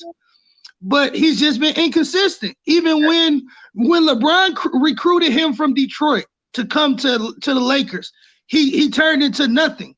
Like honestly, he hasn't been a good shooter since he left Detroit. Since he got the bag. Real quick, I gotta respond to a chat. You know how we do. To the guy saying the Knicks fans are saying Tibbs is the best coach in the NBA. If you can't respect Tibbs right now, I'm sorry, you're not a Knicks fan. If you can't respect where Tibbs is taking this team and you want to talk down on Tibbs, you should find another team to root for. Go to Prince. I'm sorry. Dog, like we just said, clearly the dude has changed our whole trajectory of where we thought we were going, where we could be going. Like, you know what I'm saying? No, like nobody truly anticipated this because again, I wasn't enamored. I wasn't jumping out the gym with the Tibbs hire. Honestly, I really didn't know who to hire. I mean, me personally, I said go get Calipari, but we did one even better. We went and got Kenny Payne, and then we got a Calipari lookalike. You know what I'm saying? In Thibodeau. So when people hate on this dude, no, he's not. Okay, yeah, he's not a sexy name. He's not the Popovich. He's not the Becky Hammond that some of y'all wanted. Hey, man, like Tom Thibodeau is who he's going to be. He's going to be a asshole, excuse my language for all the kids out there. He's going to challenge you. He's going to push you to be great. Why wouldn't we want a coach like that? We had 3 shells of coaches over the last 10 years, last 5 to 7 years, dog. You know what I'm saying? Now we have a real coach. You can say what you want about him. He run players into the ground, but you can't say one thing about him. He can't. And Kaiser, coach. You can't say that. And Kaiser, you know you my homie. You know me and you fly. I'm not saying fans can't have opinions, but for be 6 games in, the smartest man on our 3-3, the smartest man on our team, the most prepared person on our team. We ain't never had nothing valuable like that. Person in the franchise. There's just look at DSJ. I mean, oh my God, look at Randall's and even Elf's You know what Randall and Elf would be right now under someone else? Like I'm not saying fans can't have an opinion. So I apologize if my take was too hard. But it's just certain things that Knicks fans have to look for the brighter side of. And to have a coach as prepared as Tibbs, as passionate as Tibbs, as hardcore as Tibbs. He don't care about the name on the back of the jersey. While this is still a players' league, he's not afraid of the damn players. Come on, guys. Back off him. Nobody said he's the best coach in the NBA. You didn't hear that up here. What we're saying, though, is coaching matters. I'm sorry for cutting you guys off. Coaching matters, man. So he was in an interview one time. He was like, he didn't have a job at the time. I think it was like a year and a half. It was before we hired David Fizdale, and somebody asked him on ESPN, like, what do you think about the Knicks job opening? And like, he literally said out there, I would crawl to the Garden. I would crawl to the Garden. I don't know if y'all remember that. Like, I remember that. As soon as he said that, I was like, all right. I don't know many coaches that would crawl to the Garden, because I feel like coaches go play for the Knicks because we offer them the biggest amount of money, and like that's literally it. Like, Derek Fisher took the bag from us and went away. David Fizdale took the bag from us and went away. Jeff Hornacek, don't leave it short. You got one more. Hornacek. Jeff Hornacek, like. This man is here to stay. He loves the Knicks. Like, that's just what it is. And then with IQ, like, I just want to ask a question to y'all. Like, what do you guys think is kind of like, I know it's a little early, but what do you think is his ceiling? Like, what do you guys think he could be? Do you think he's like legit gonna be like an all-star starting point guard, or is he just a starting point guard, or is he a backup? What is this? Hey, Mo, or you want it freeze? You want something that you eating freeze? No, okay. Okay. Hey, on the real, man, I was just I kind of posed something like this last night to Sim when we was talking, me, him, and Divine. We was talking, and I said, hey, shout out my man Sim. You say his name, you ain't gonna shout him out. Oh, yeah, it's nothing but Knicks for life. You know what I'm saying? That's to the death. You know what I'm saying? And I die for that. And I die for this. You know what I'm saying? Hey, but, you know what I'm saying? I posed a question with the type of play that we getting from, obviously, Austin Rivers and Quickly. And your question is Quickly, to start. With those two, and we already kind of know that DSJ is gone. I would not sign Elfrid Payton back in no case, shape, or form. I can't see him coming back. I don't know. Maybe y'all can speak to that later. But me personally, no. So the question that I posed was this: if those two guys continue to play good quickly, as you spoke of, and Austin Rivers plays like we know he's going to play, we have him for 3 years. Do we still go after a Cade or Jalen Suggs if that's the case? And hold on. I'm gonna give it to y'all, but to answer the question about Quickly, that's why I'm saying I believe Quickly with his IQ, as we keep saying, and if he can put on the pounds, if he can put on 10 pounds of muscle mass, I believe he can be our point guard. Because that kid, I don't know if y'all seen the little promo they put out. He's shooting from half court. Without no problem. Quickly is one of those guys. He's that guy. On his IG, he said, "I'm logo quick." That's what that's what I'm saying. So he's shooting that thing from the logo. So all of that. Oh, we gotta. You know what I'm saying? Like, we gotta. So you missed that early. You missed that early analysis to Prince, and what we said is offensively he's ready to go, but he was a -4 last night. So he played against T.J. McConnell, Malcolm Brogdon, and Oladipo. Oh my goodness, Oladipo, and they just took him to the rim. So I'm off the rookie of the year talk.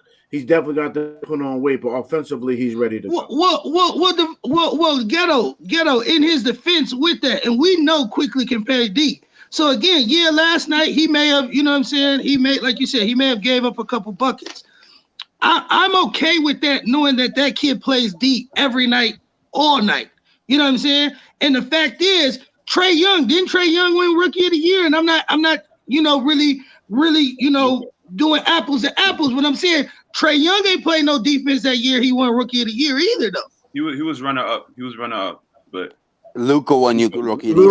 Luka. Right? Okay, so but Trae was amazing, but he got the minutes. And true, and that too. Quickly's not going to get those minutes. Yeah, he put up 35, 40 minutes, and he was shooting that thing 20 times a game. So yeah, you're right. But I'm just saying, yeah, I hear you. That's your opinion. I respect that. Why you would say you would back off. But the thing is, with Emmanuel Quickly, point guard position and getting minutes is these things don't have to be mutually exclusive. You know what I'm saying? Like all this stuff that we're saying, and Emmanuel Quickly with him maybe putting on a few pounds, him getting minutes at the point, him winning, being in the rookie award conversation. And I say rookie award because I don't think he'll get enough shots to get Rookie of the Year. But being in a conversation, I think these things that don't have to be mutually exclusive, man. Like one thing doesn't have to be separate in order for him to get another. You know what I mean? So and even with the Cade, you can get Cade Cunningham and still have Emmanuel Quickly. Can you imagine a backcourt of Cade Cunningham and Emmanuel Quickly? Well, the reason I say this, Freeze, I don't want to cut you off, OG, and I'm gonna let you roll. But the reason why I posed it was just saying, do you go with I want a point guard, or do you go with best player available? And I know we ain't talking draft, we're talking Quickly. But does he change the needle to say, I don't need Cade Cunningham? You know what I'm saying? I can take, No. Yeah. I got it. Hold up there. I got this. Well, no. I'm just saying, if we end up with 8, and then we got to give away the Dallas pick and 8 to move up for Cade, is that truly worth it? Yes. Do it. I got Black Luka Doncic. So Cade, hold on. Y'all telling me Cade is worth 2 of next year's draft picks, top lottery picks? Watch him. I don't believe so. Hold on. You would rather, and I'm gonna say this. You would rather have Cade than Jalen Suggs and Mobley? You would rather have them. You would rather have Cade than them two. That's different. You change. That's what I'm saying. That's the point I'm proving. But I'll give you the mic. You need to have a top 5 pick to get those guys. If you can have like one guy from that draft walk away with Cade Cunningham, you have the Black Luka Doncic in New York. So like him with. But I'm saying I hear you on that, and I know Cade is Cade. But I'm saying though, with Quickly, do you have to make that pick now? Like, because you gotta let Joe in. Let Joe in. You guys ain't let Joe in. I got this. Cade Cunningham is Ben Simmons with a jump shot. If we have the number 1 pick, no matter who I have, I'm taking him because Quickly can still get 25, 30 minutes because he can play the 1 and the 2. He can play the 2, right? Exactly. But see, that's the thing is, but if we have the opportunity, if we have, say, the 5th pick and the Mavs pick is like the 10th pick or the other way around or whatever, I am packing and one of our seconds or a young player or whatever, if I have that call to get that number 1 or number 2 pick to get Cade, I am doing it 110, 120%. Also, I think that me personally, I think that's kind of crazy. You're gonna give up 3 players of this draft of next year's draft for Cade Cunningham, and he's good. He's good, but I don't know about 3 players, bro. No, I don't know about 3 players. You have Cade Cunningham bringing the ball up. Oh wait, so the thing like Luka Doncic right now. Luka, he's by himself on that team. In that backcourt, he has Tim Hardaway Jr. with him. Tim Hardaway Jr., the problem with him is his handle's not like that. He's not a playmaker. Luka has to score and play make. He has to run the offense. Now, if we had Cade over here, we could leave it like IQ can run the team all day long. Be the floor general all day long. Like just like they can like they can switch between being floor generals, and then Cade could be a finisher. Like just finish the game, win the game for us, and that's it. Like that would be the best backcourt in the NBA. I'm telling you that right now. Because we're getting deep into the draft, though. We're getting deep into the draft. Mo must play. Mo must play 2K. Mo, you play 2K? I do. That's why he said that. That's why he said that because you can't project. You can't project that. You know what I'm saying? You can't project a rookie and a first-year player to be the best backcourt in the NBA. I can't. I don't think Cade comes in. He's a generational talent, and that's not what I'm saying. I'm not going to sit here in front, but in this year's draft, there may be 4 or 5 generational talents in this year's draft. Yeah, just the lottery, the lottery alone. Maybe more than that. You might be because it might be more than that. So I'm saying, if you telling me you're gonna give up 3 of those guys for Cade, I don't. Unless Cade truly separates himself from the pack like that, where we look at it and we're like, bro, there's no way in hell we can't walk away from this draft without Cade. I understand that, but I don't look at that.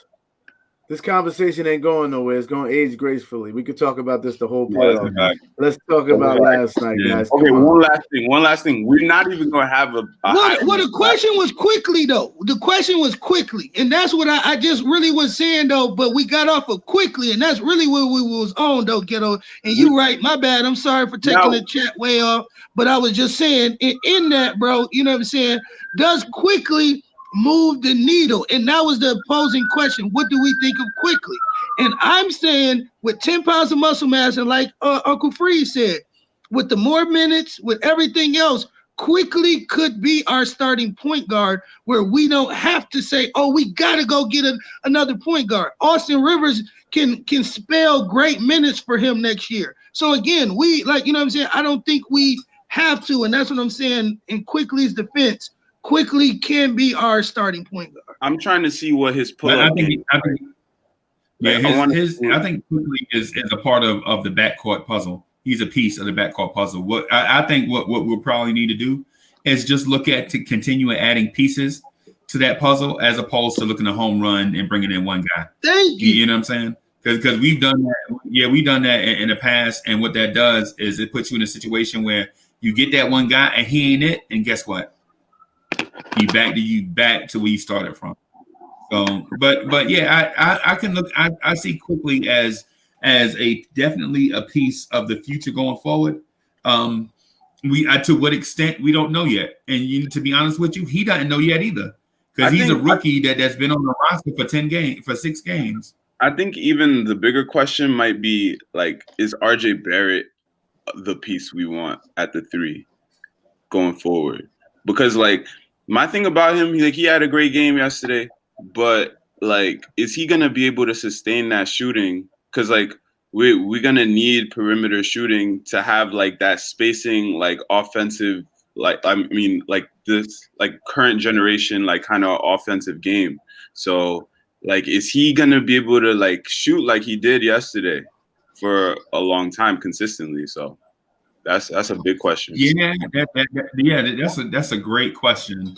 I am what people call a Barrettier. I'm not a Franca. I'm not a Noxa. I'm not one of the Mitches. I'm a Barrettier. You know what I'm saying? So I'm on that RJ. I'm on that RJ bandwagon. I like RJ. I like RJ a lot. But he's the only player on the team that I have his jersey. So like I want him to be good, but I don't know. Yeah. Hey, Freezy, way to come out the closet, man. I appreciate that, man. You know, I appreciate that, man. Yeah. First step.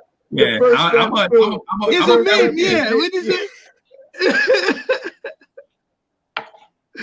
Hey, like they say, the first step is admitting you have a problem. It's admitting.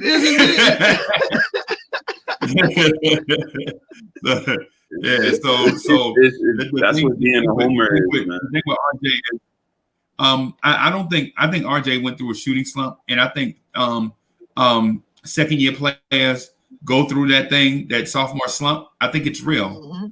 You know what I'm saying? I don't think it's a thing that's made up. You know what I mean? Because second year players had to adapt to teams adjusting to them. You know what I'm saying? So now that RJ is adjusting to them, is adjusting. I think he wanted to play it because what it is we watch our Knicks closely. Every shot they take, every cut they make, every move they make, we watching them, right? Other franchises don't necessarily do that. You know what I'm saying? Like if you compare his development to say Kobe Bryant, right? Kobe Bryant didn't have these successes in his first 2 years, but year three, Kobe was ready. You know what I'm saying? When you look at Klay Thompson didn't have all these successes. He wasn't that integral in their success. But year three, he was the man. I think that RJ Barrett in the sophomore season is gonna prove to everybody that he's ahead of the learning curve. Like he had 2 or 3 bad shooting games in a row, and then he came back against a good defense, two good defensive guards, and proved that he belongs here. So whether you play RJ at the 2 or the 3, to me doesn't really matter because it depends on the personnel the Knicks run with him. Like if Quickly is in the lineup, like if you run a lineup with Cade Cunningham, Emmanuel Quickly, and RJ is straight at the 3.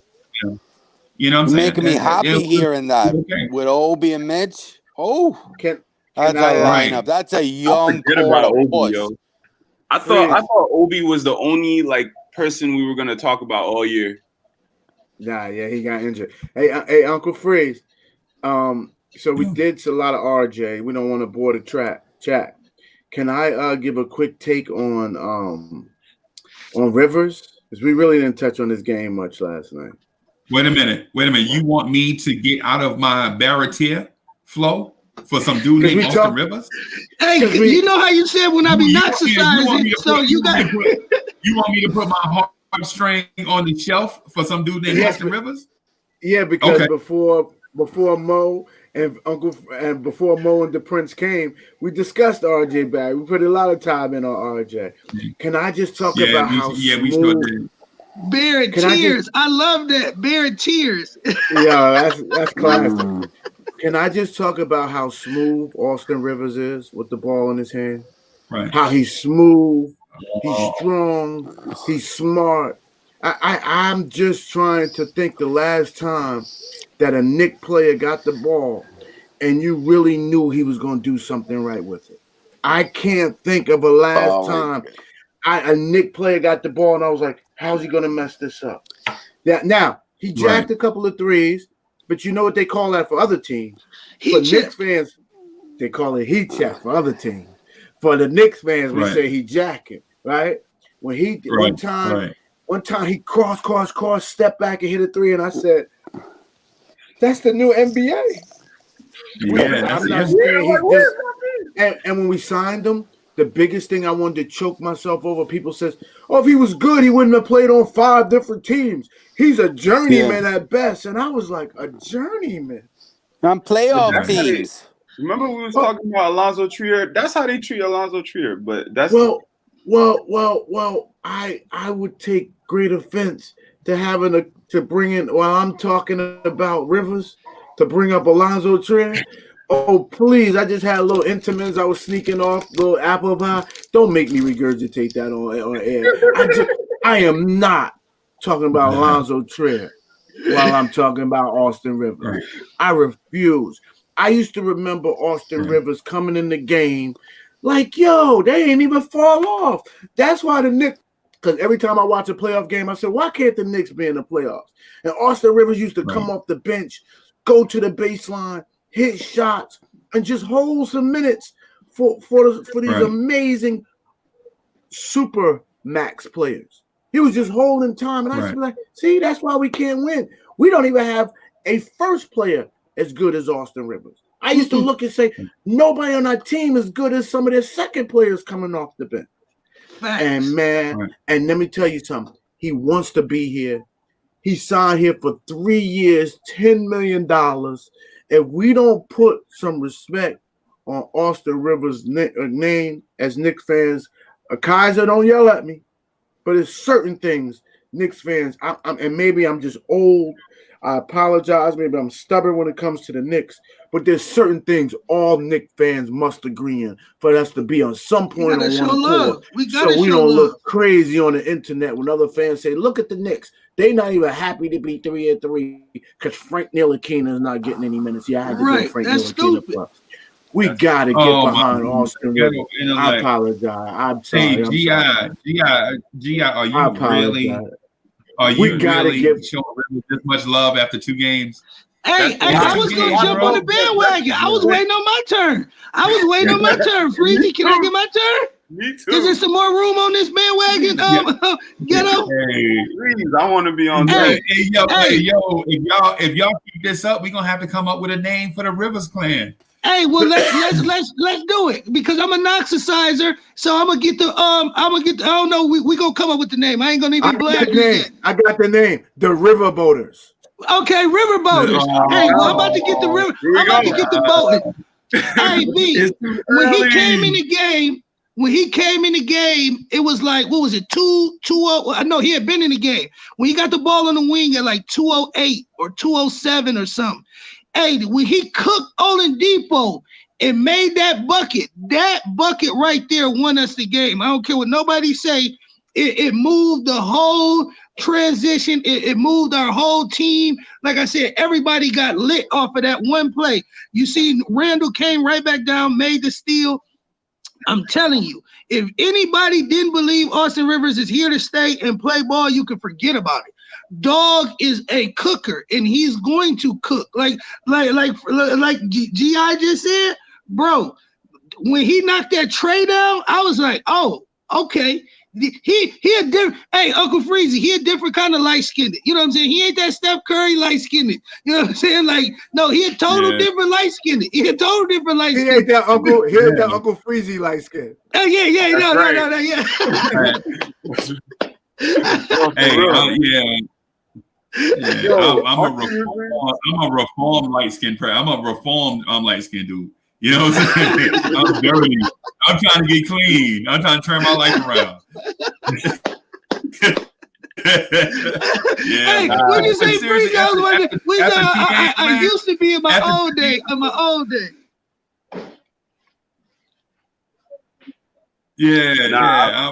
I'm trying to clean this thing up, man. I just. Yeah, so after 2 games, man, we legit coming after Rivers like that. Riverboating. We riverboating. I gotta get on riverboat for 1 second. So Austin Rivers, like the one move that he has is this between the legs and then like front crossover, the double crossover. Like nobody could really stop that. Like whenever he wants to get to the basket, he's gonna get to the basket. And like I really don't remember a guy like that. Like I want to say Alonzo Trier, but I don't want to get ghetto mad. But like I'm really happy about him. I want him to start. Let him put him at the starting too. Why not? But you can't start 8 people, man. You can only start 5. So if you start Reggie, it's all right. It's Alfred, it's Austin, RJ, Julius, Mitch. That's it. Oh man. I think man. I wouldn't. Okay. I think I would rather see him at the PG if he is going to start. I would rather see him, run the show. But preferably, I think he's better with that second unit. I think that second unit is going to be like that's going to be the unit where if we got like a 7-point lead, they're going to come in and turn that thing up to like 13, 15. You know what I'm saying? Because with him, IQ, Knox, and you know what I'm saying? Like and when Obi come back healthy, bro, that's going to be a dangerous second unit. But again, Austin Rivers in any capacity for us will be great. I'm almost sure of it. But I think if he was a starter. So shout out to the mods. I just want to throw that in there real quick, PB. So shout out to Bodega Wi-Fi and Sima Singh for holding us down. the dopest minds in the game. I promise y'all, one day when we ain't broke, we gonna hit you. We gonna break y'all off with something.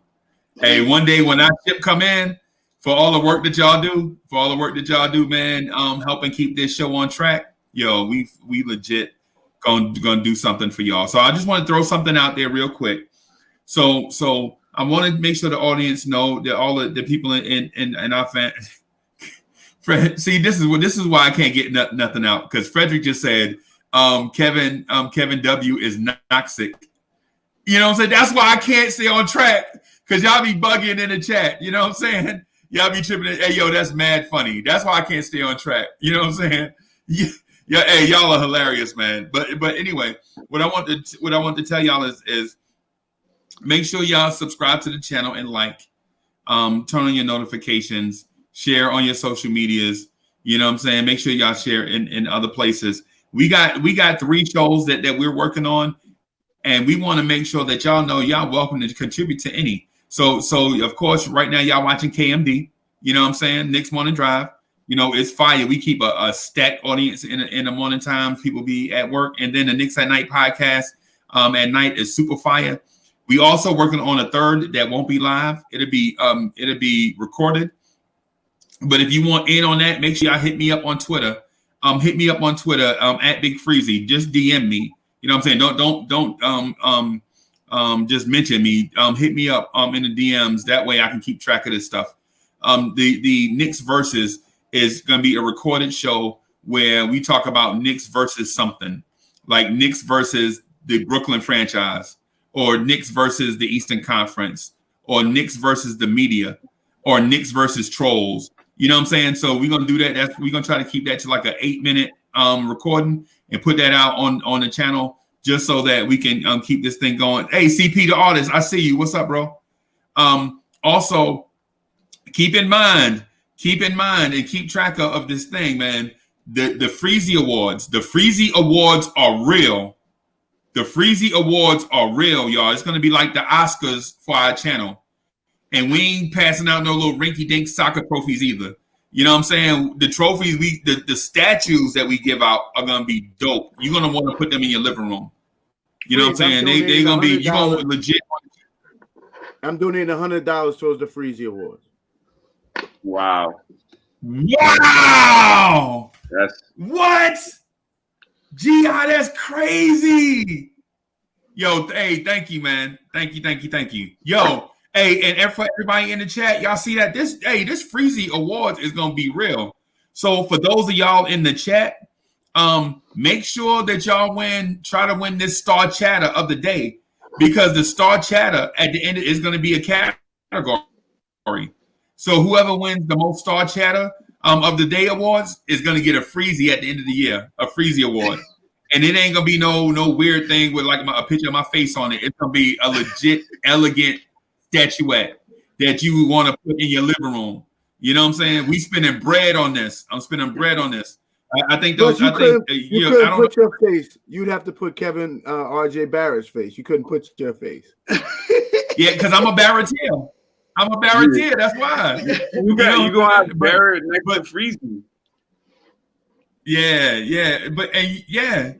and so we probably I'm shooting for having the Freezy Awards done after next year's draft, but before training camp. So in that weird August, September window, bro. And if you're an old man like me, you know time flies, and that time frame is right around the corner. So don't forget about the Freezy Awards. If you want to be on a committee that is involved with putting on a dope production, in terms of getting the categories in line, mailing the official finalist list. Like I'm mailing finalist list to y'all now, not by email either. This is gonna be official USPS. Like I'm sending you the card. Like you are a finalist for the Freezy Award in such and such category. You know what I'm saying? So y'all can be looking out for that in the mail around June. You know what I'm saying? And then that way we do other stuff. I'm gonna try to get some guests to come back. I'm gonna see if I can get Macri to come back and maybe announce a category. See if I can get Terry from Terry and Trey to announce a category. Me and Foxy are and I'm gonna leak this to y'all. So don't tell nobody else. But Foxy and I have been working on trying to get Walt Clyde Frazier to come on the show. It ain't guaranteed. We just now starting. But if we can get him to announce one of the categories, that'll be so dope for us. You know what I'm saying? So we trying to do big stuff. You know what I'm saying? For like the Freezy Awards and all that stuff, man. We trying to make this channel be something special because y'all deserve it. You know what I'm saying? This ain't just about me. It's the fans, like the Knicks fans. We legit, y'all legit deserve some stuff like this. So make sure y'all keep in the back of your mind the Freezy Awards. Make sure y'all follow us on Twitter and on social media when we put those polls and stuff out. Contribute to the polling. You know what I'm saying? Contribute to the KMD mailbag that's on Twitter. You know what I'm saying? So we trying to make this thing be real big for everybody. We want to be different. So you know, there's others Knicks content creators out there, and they do great work. And you know what I'm saying? I respect that, and I'm a fan of them. But in terms of Lawrence Tears, the Knicks, the KMD, the Knicks Morning Drive, the Knicks at Night podcast, Knicks Versus, we just trying to do different stuff. We just trying to give y'all this thing that I feel like y'all deserve. And look, I can't wait to see y'all face when y'all go to y'all mailbox or the UPS guy come up to y'all house and deliver y'all with the Freezy Award. You know what I'm saying? For whatever category, and then bring y'all. But the only thing is, if you get the Freezy Award, you can't tell nobody, right? You can't tell nobody you won, and don't be like, "Yo, I won such and such," but low key don't tell nobody. Nah, keep this thing to yourself, and then that way, when we announce the winner, you can legit be look surprised and do your 30-second speech and all that stuff. This thing is gonna be fire. So let me do this real quick. So Paris Duggar, thanks for the super chat, Paris Duggar. Paris Duggar says, "Blessings, Knicks family, playoff or us." Hey, if you say so.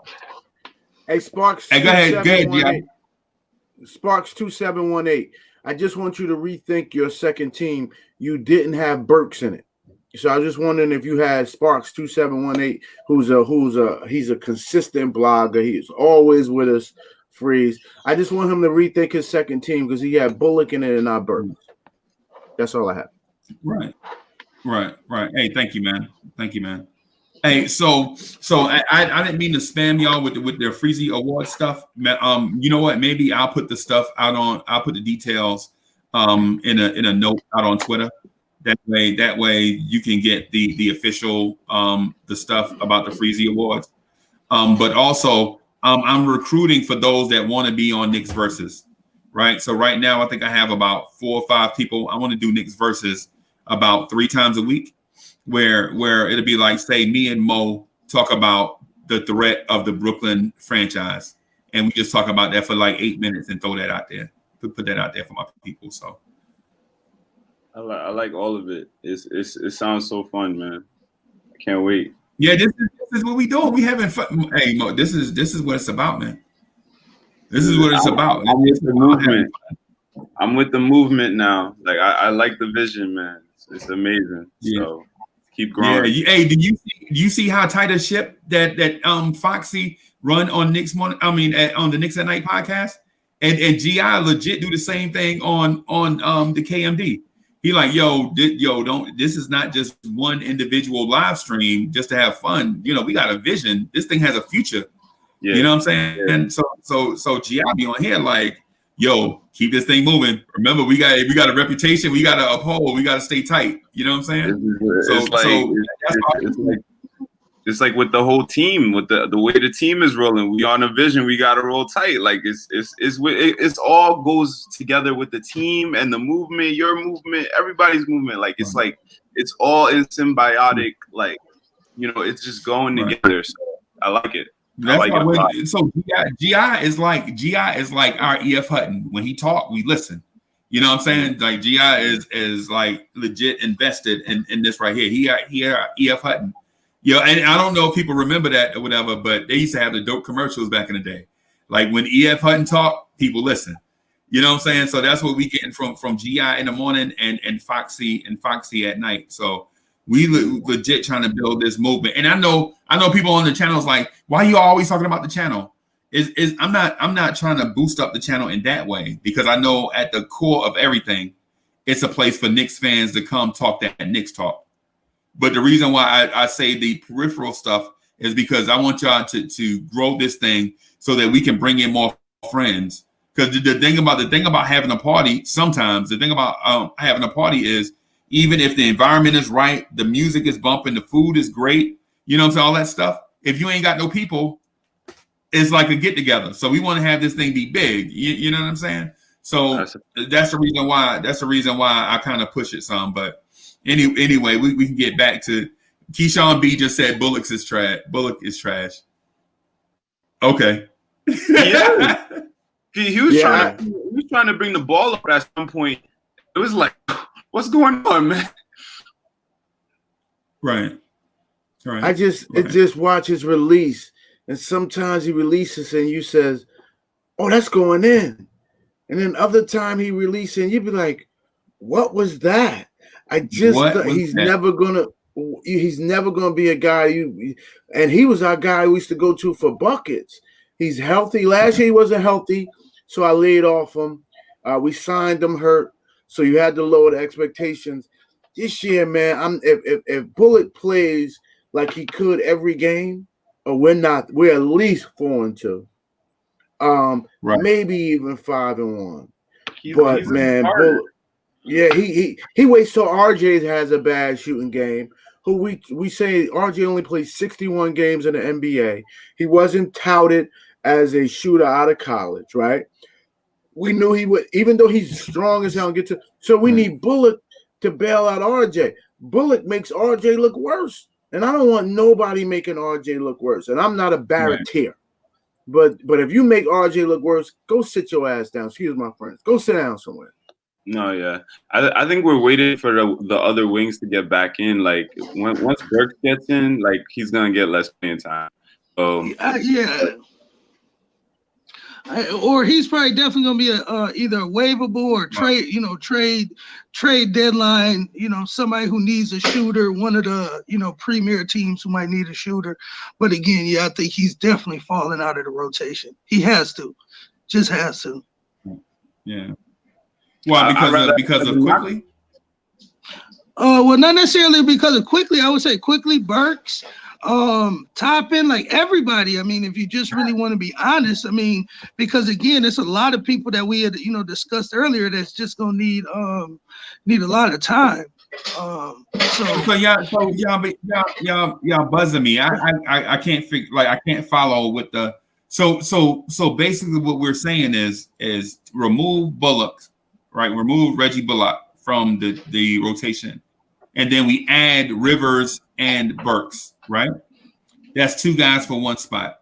No. But then if you take Bullock out of the rotation and you insert say Austin Rivers as a starter, so your rotation would be starters would be Peyton, Rivers, RJ, Randall, Mitch, right?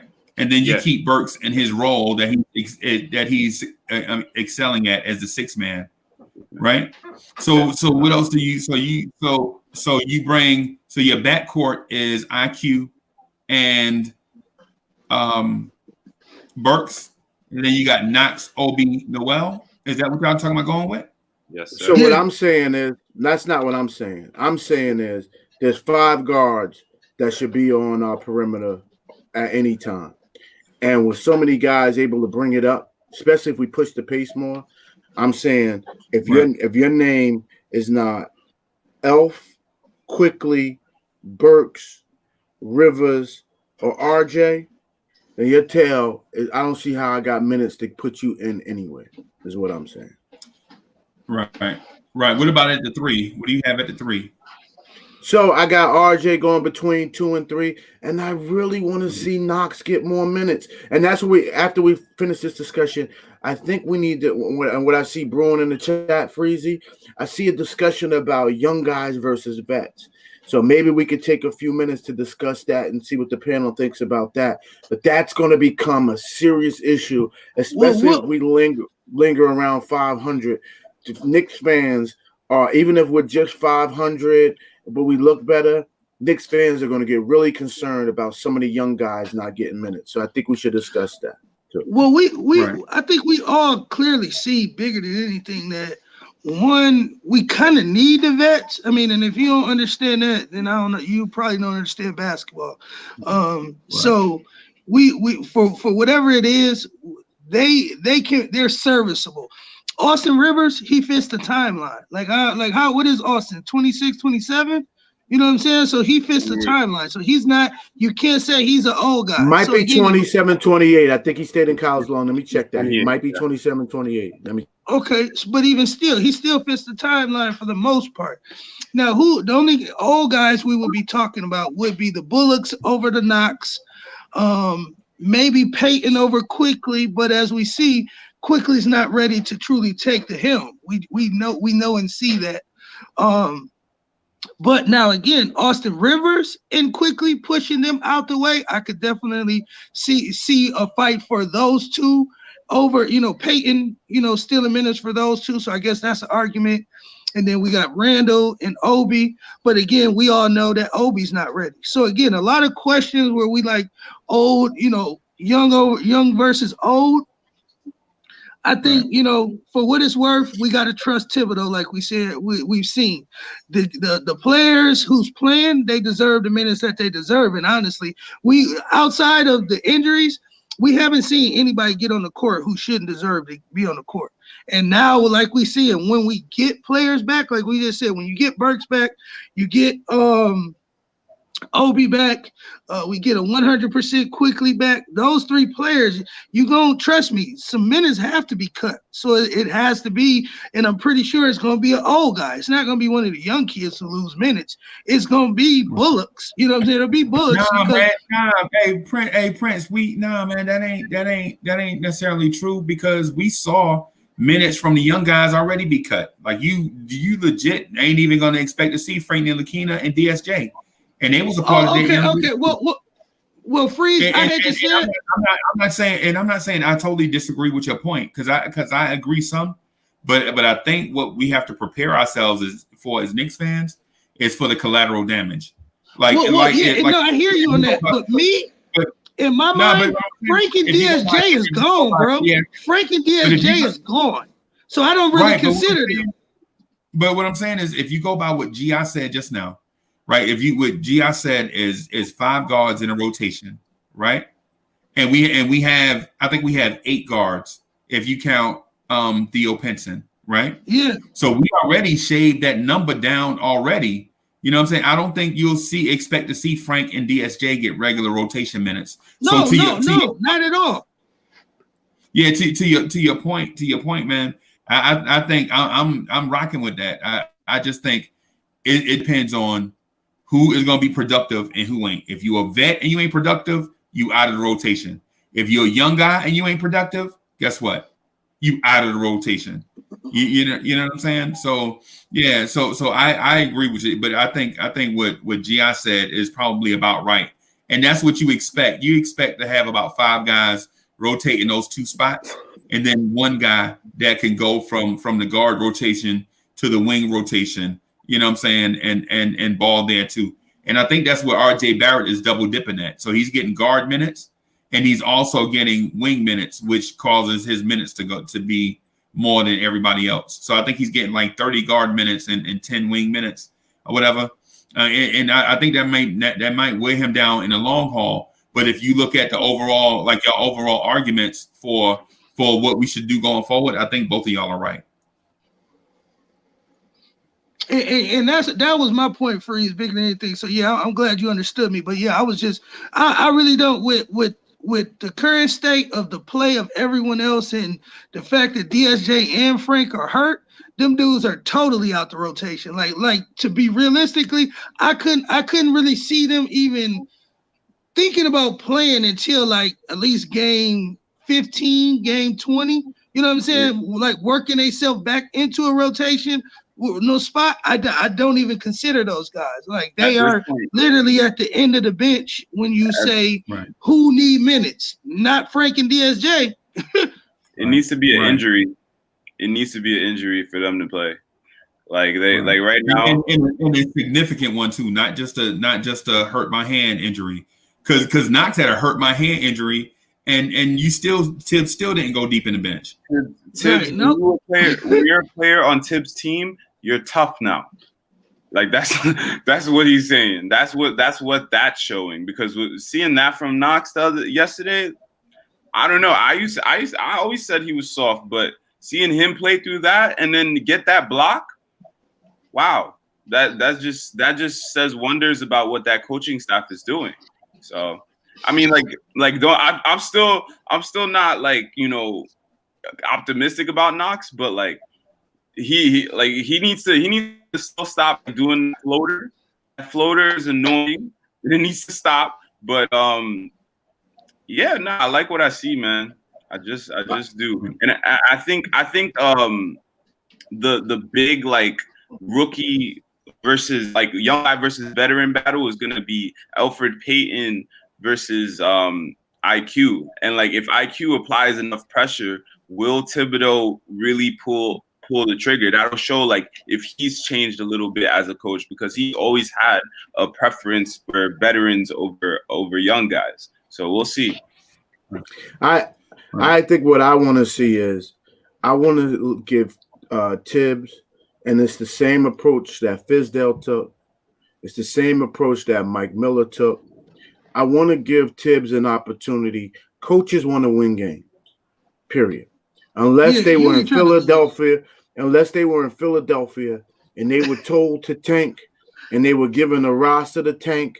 So then tanking was okay for Brett Brown for some years, but then he didn't know how to win big games. And what happened? His tail got fired. He stood there all that time, stood in the gap, was laughed at, and as soon as he got the team that they expected to win and they started making stupid trades, then they was like, now you got to win.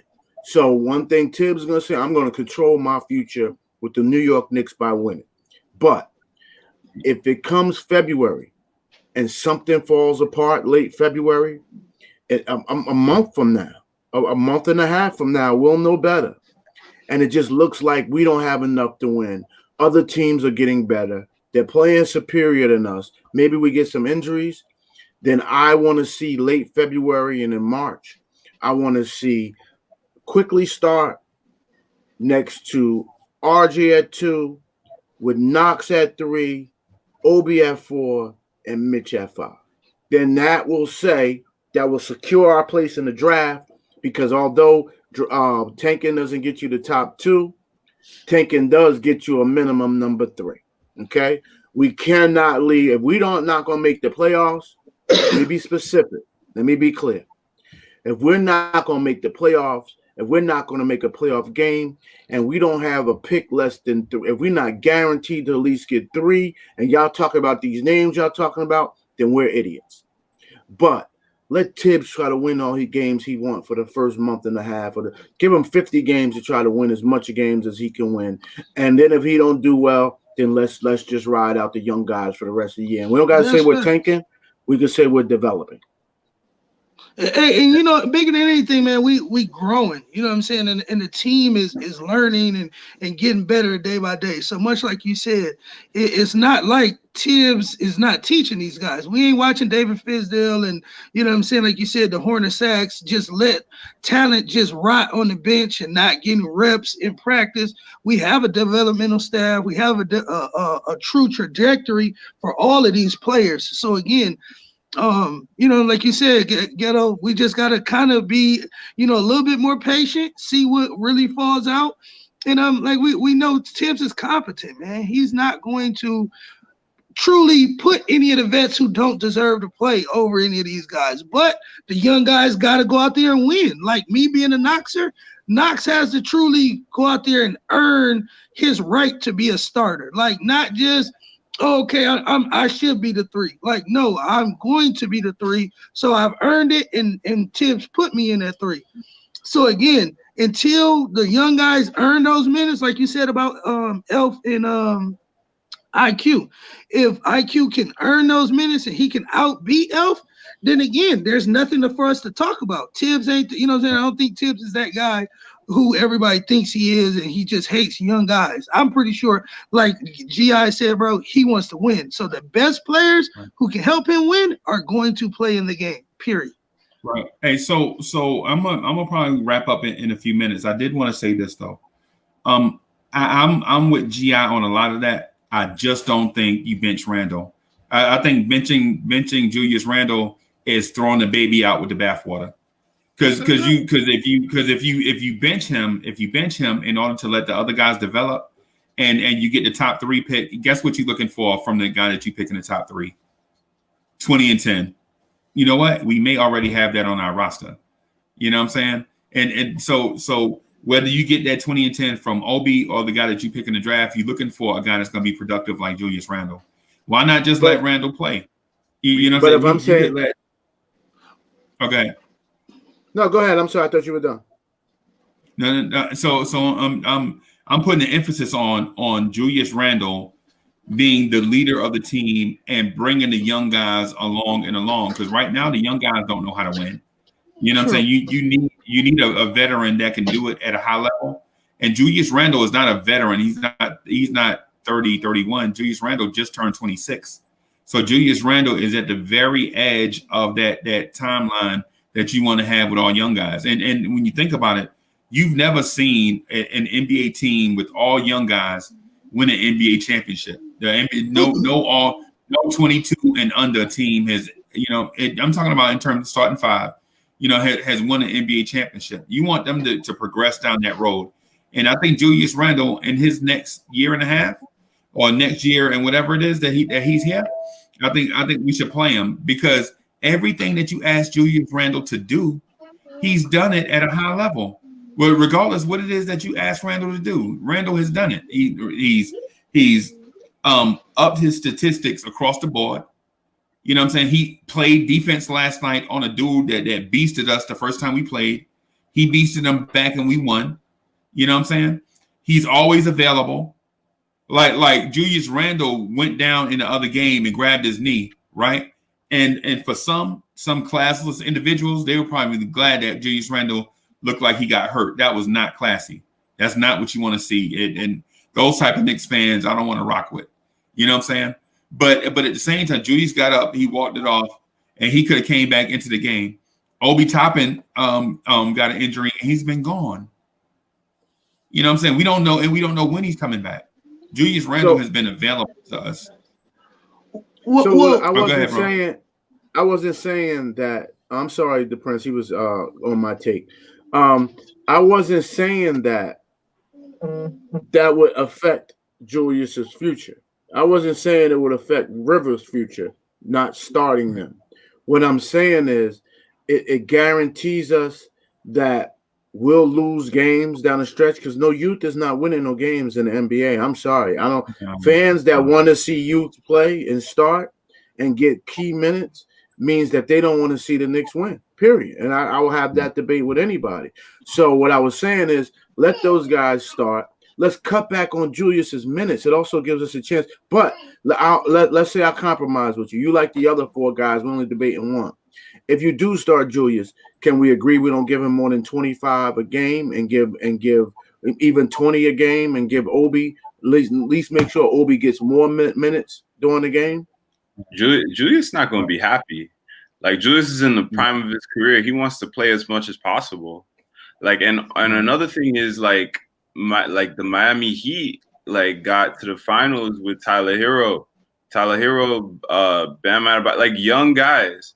So I think young players can play well. Like Emmanuel Quickly, if he starts, I think he could figure out a way to win. They got a guy called Jimmy. What I do? If we had a Jimmy Butler on this team, we would definitely go to the playoffs. So you can't say Jimmy Butler makes everybody around him better. If we had a Jimmy. And guess who else? Guess who else they had? They had a point guard that was 952 years old named Goran Dragic. You know what I'm saying? So let's not say that Kendrick Nunn got them to the NBA Finals. Goran Dragic balling. I mean, come on, man. What I wanted to just throw in my little 2 cents was like not and I don't know if I would go out on a limb as far as my boy GI. You know how we do it. I definitely I go with you to the ends of the earth, GI. You know what I'm saying? But that one, I don't know if I'm willing to, like you said, just sit Jules. But like the thing I wanted to pose was this: could you see, if that is the case, like GI presents, could you see Julius more of a 6-man role? Like you said, maybe limiting his minutes to 30, 28, 32 minutes. Like, no, like, but Mo, I see you shaking your head, B, but I'm just saying, if you think about it, change, like Thibodeau say, depending on whoever starts the game don't mean nothing. Who finished the game means everything. So Julius, you know, coming off the bench as that 6-man rather than Burks, you know, it being Burks, because we say hypothetically, trade deadline, we trade Burks, you know, get a first rounder or something. We, you know what I'm saying, we trade, you know, DSJ, and, you know, like you said, basically almost clear house to a degree. So like GI is saying, now we are focused on the core. IQ, Barrett, Knox, Obi, Julius, and Mitch, you know what I'm saying, and whoever else we bring in from those trades. So now, like GI is saying, for my little argument, or I just wanted to pose that, was, again, could you potentially see him in a 6-man role? And I'm not, like I said, I wouldn't drop that man down to 20 because he's balling. So again, I think, and that's why I thought that I'm still on record as saying that Obi pick baffles me, and it really puts us in a weird situation with those two. It just you got to, like Freezy said, you got a 20-10 guy, and then you got this kid who you pray is only 3 years younger than this guy who's already giving you 20-10, who is going to take him 4 years to give you 20 and 10.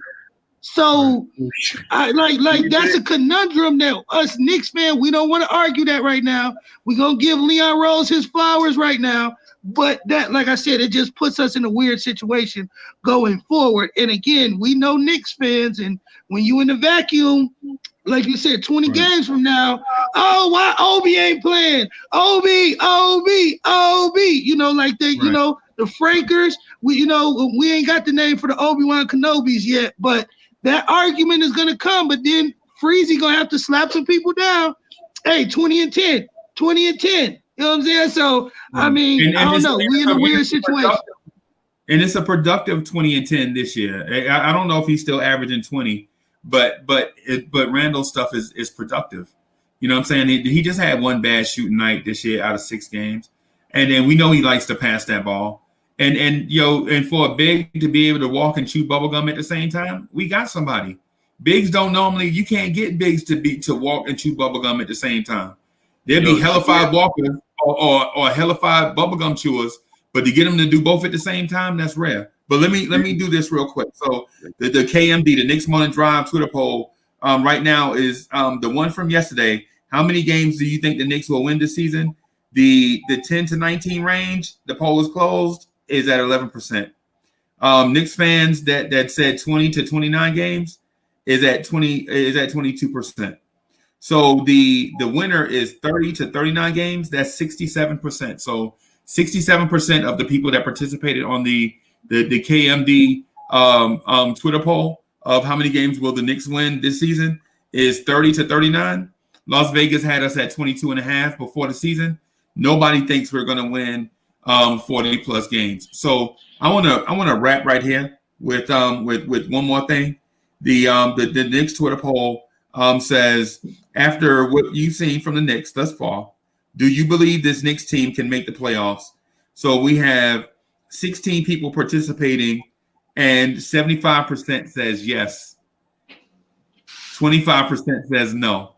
So KMD tomorrow, I'm sure, is going to be full with us talking about the Knicks potentially, the Knicks and that P word, that playoff word. So y'all got anything to say before we wrap up here? Yeah, like it's a little early, but like everything's encouraging. The playoffs, it's way too early, man. But I will say Julius Randle is averaging 21, he's averaging 21. Hold on. And 10. Yeah, 21, 10, and 7 assists. Like, so like this is from a power forward. So like Julius, like I'm fine with keeping him. I'm fine with keeping him. And then Obi, like maybe he could be like the guy that comes in after Julius leaves in 5 years. But he could stay on the bench. Why not? He has to. He's not a star. Hey, so Prince, you got something before we get out of here?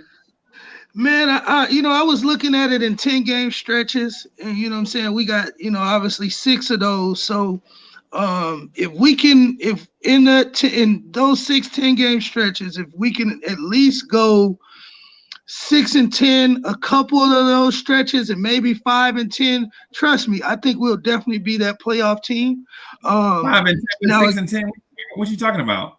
Like, okay, in stretch, like if you put we got it's 62 games, and if you put them in 10-game stretches, like this first 10-game stretch we on right now.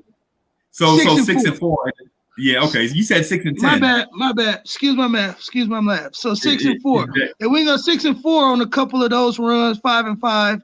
You know what I'm saying? On a couple of those runs, that puts us in pretty good, territory as far as making a good, making the playoffs and having a decent enough record where we might still be near the lottery, but again, we would still put ourselves in in a play-in position for the playoffs. And I really believe we can do that as long as we don't go on no big losing streaks. And I think this was the one a lot of us thought, this 10-game stretch, a lot of us thought we would end up 1-9, 2-8. But again, we've already kind of overshot that already. Again, moving forward, we're definitely on path. We're definitely on court. So moving forward, man, I just look forward to Tom Thibodeau basketball. Keep doing your thing, Freezy. You know what I'm saying? More than Knicks drive, man. I'm gonna be here with my tea. You know what I'm saying? That blue orange tea, and we're gonna do it. Hey, bro. we're gonna have to work on that. That's what I was gonna try to talk to you about. We're gonna have to get together and work on something. Let's do it. Hey, G.I., you wanna say something before we go? You wanna close us out? Yeah, real quick, just to Mo's point, because he did make a good point about players not being happy, veteran players not being happy, knowing their minutes will get cut off in March and April. And to that I say, now you see why it's about relationships, who Leon Rose brings in. We got an option for Julius Randle next year. So we say, Julius, what's most important is we sit you down and keep you healthy. Look at the minutes. You've already logged the season worth of minutes in the first 3 months of the season. So we're exercising your option. We may potentially talk about a longer term contract if his numbers stay like this. And then the player's he's 26 years old. He's gonna think to the future. We at some point this season we gotta think to the future. And my last take is very simple. Coaching matters. Yes, sir. Coaching matters. Nice. Period. Hey, God bless. So we're gonna, and that's all I got. Yeah. So we're gonna get out of here on that. I ain't gonna say nothing else, man. Y'all said it all, man. Thank y'all for coming through. Video chat was dope. Virtual chat is lit as usual. Hey, make sure y'all follow me on Twitter at Big Freezy. I'm asking y'all to do that, not because I need some big groundswell for some personal thing. It's because we want to push this wave onto social media, and so we want to grow it, and so we can get more people. So follow me on Twitter. Hey, I follow back. So if y'all follow me and I see it, man, I'm gonna follow y'all back so that we can continue to grow this Knicks, the KMD, the Knicks at Night podcast. Salute to my main man, G.I., Prince, Mo. Man, thank y'all for coming through. Hey, we out of here, man. Peace. Peace.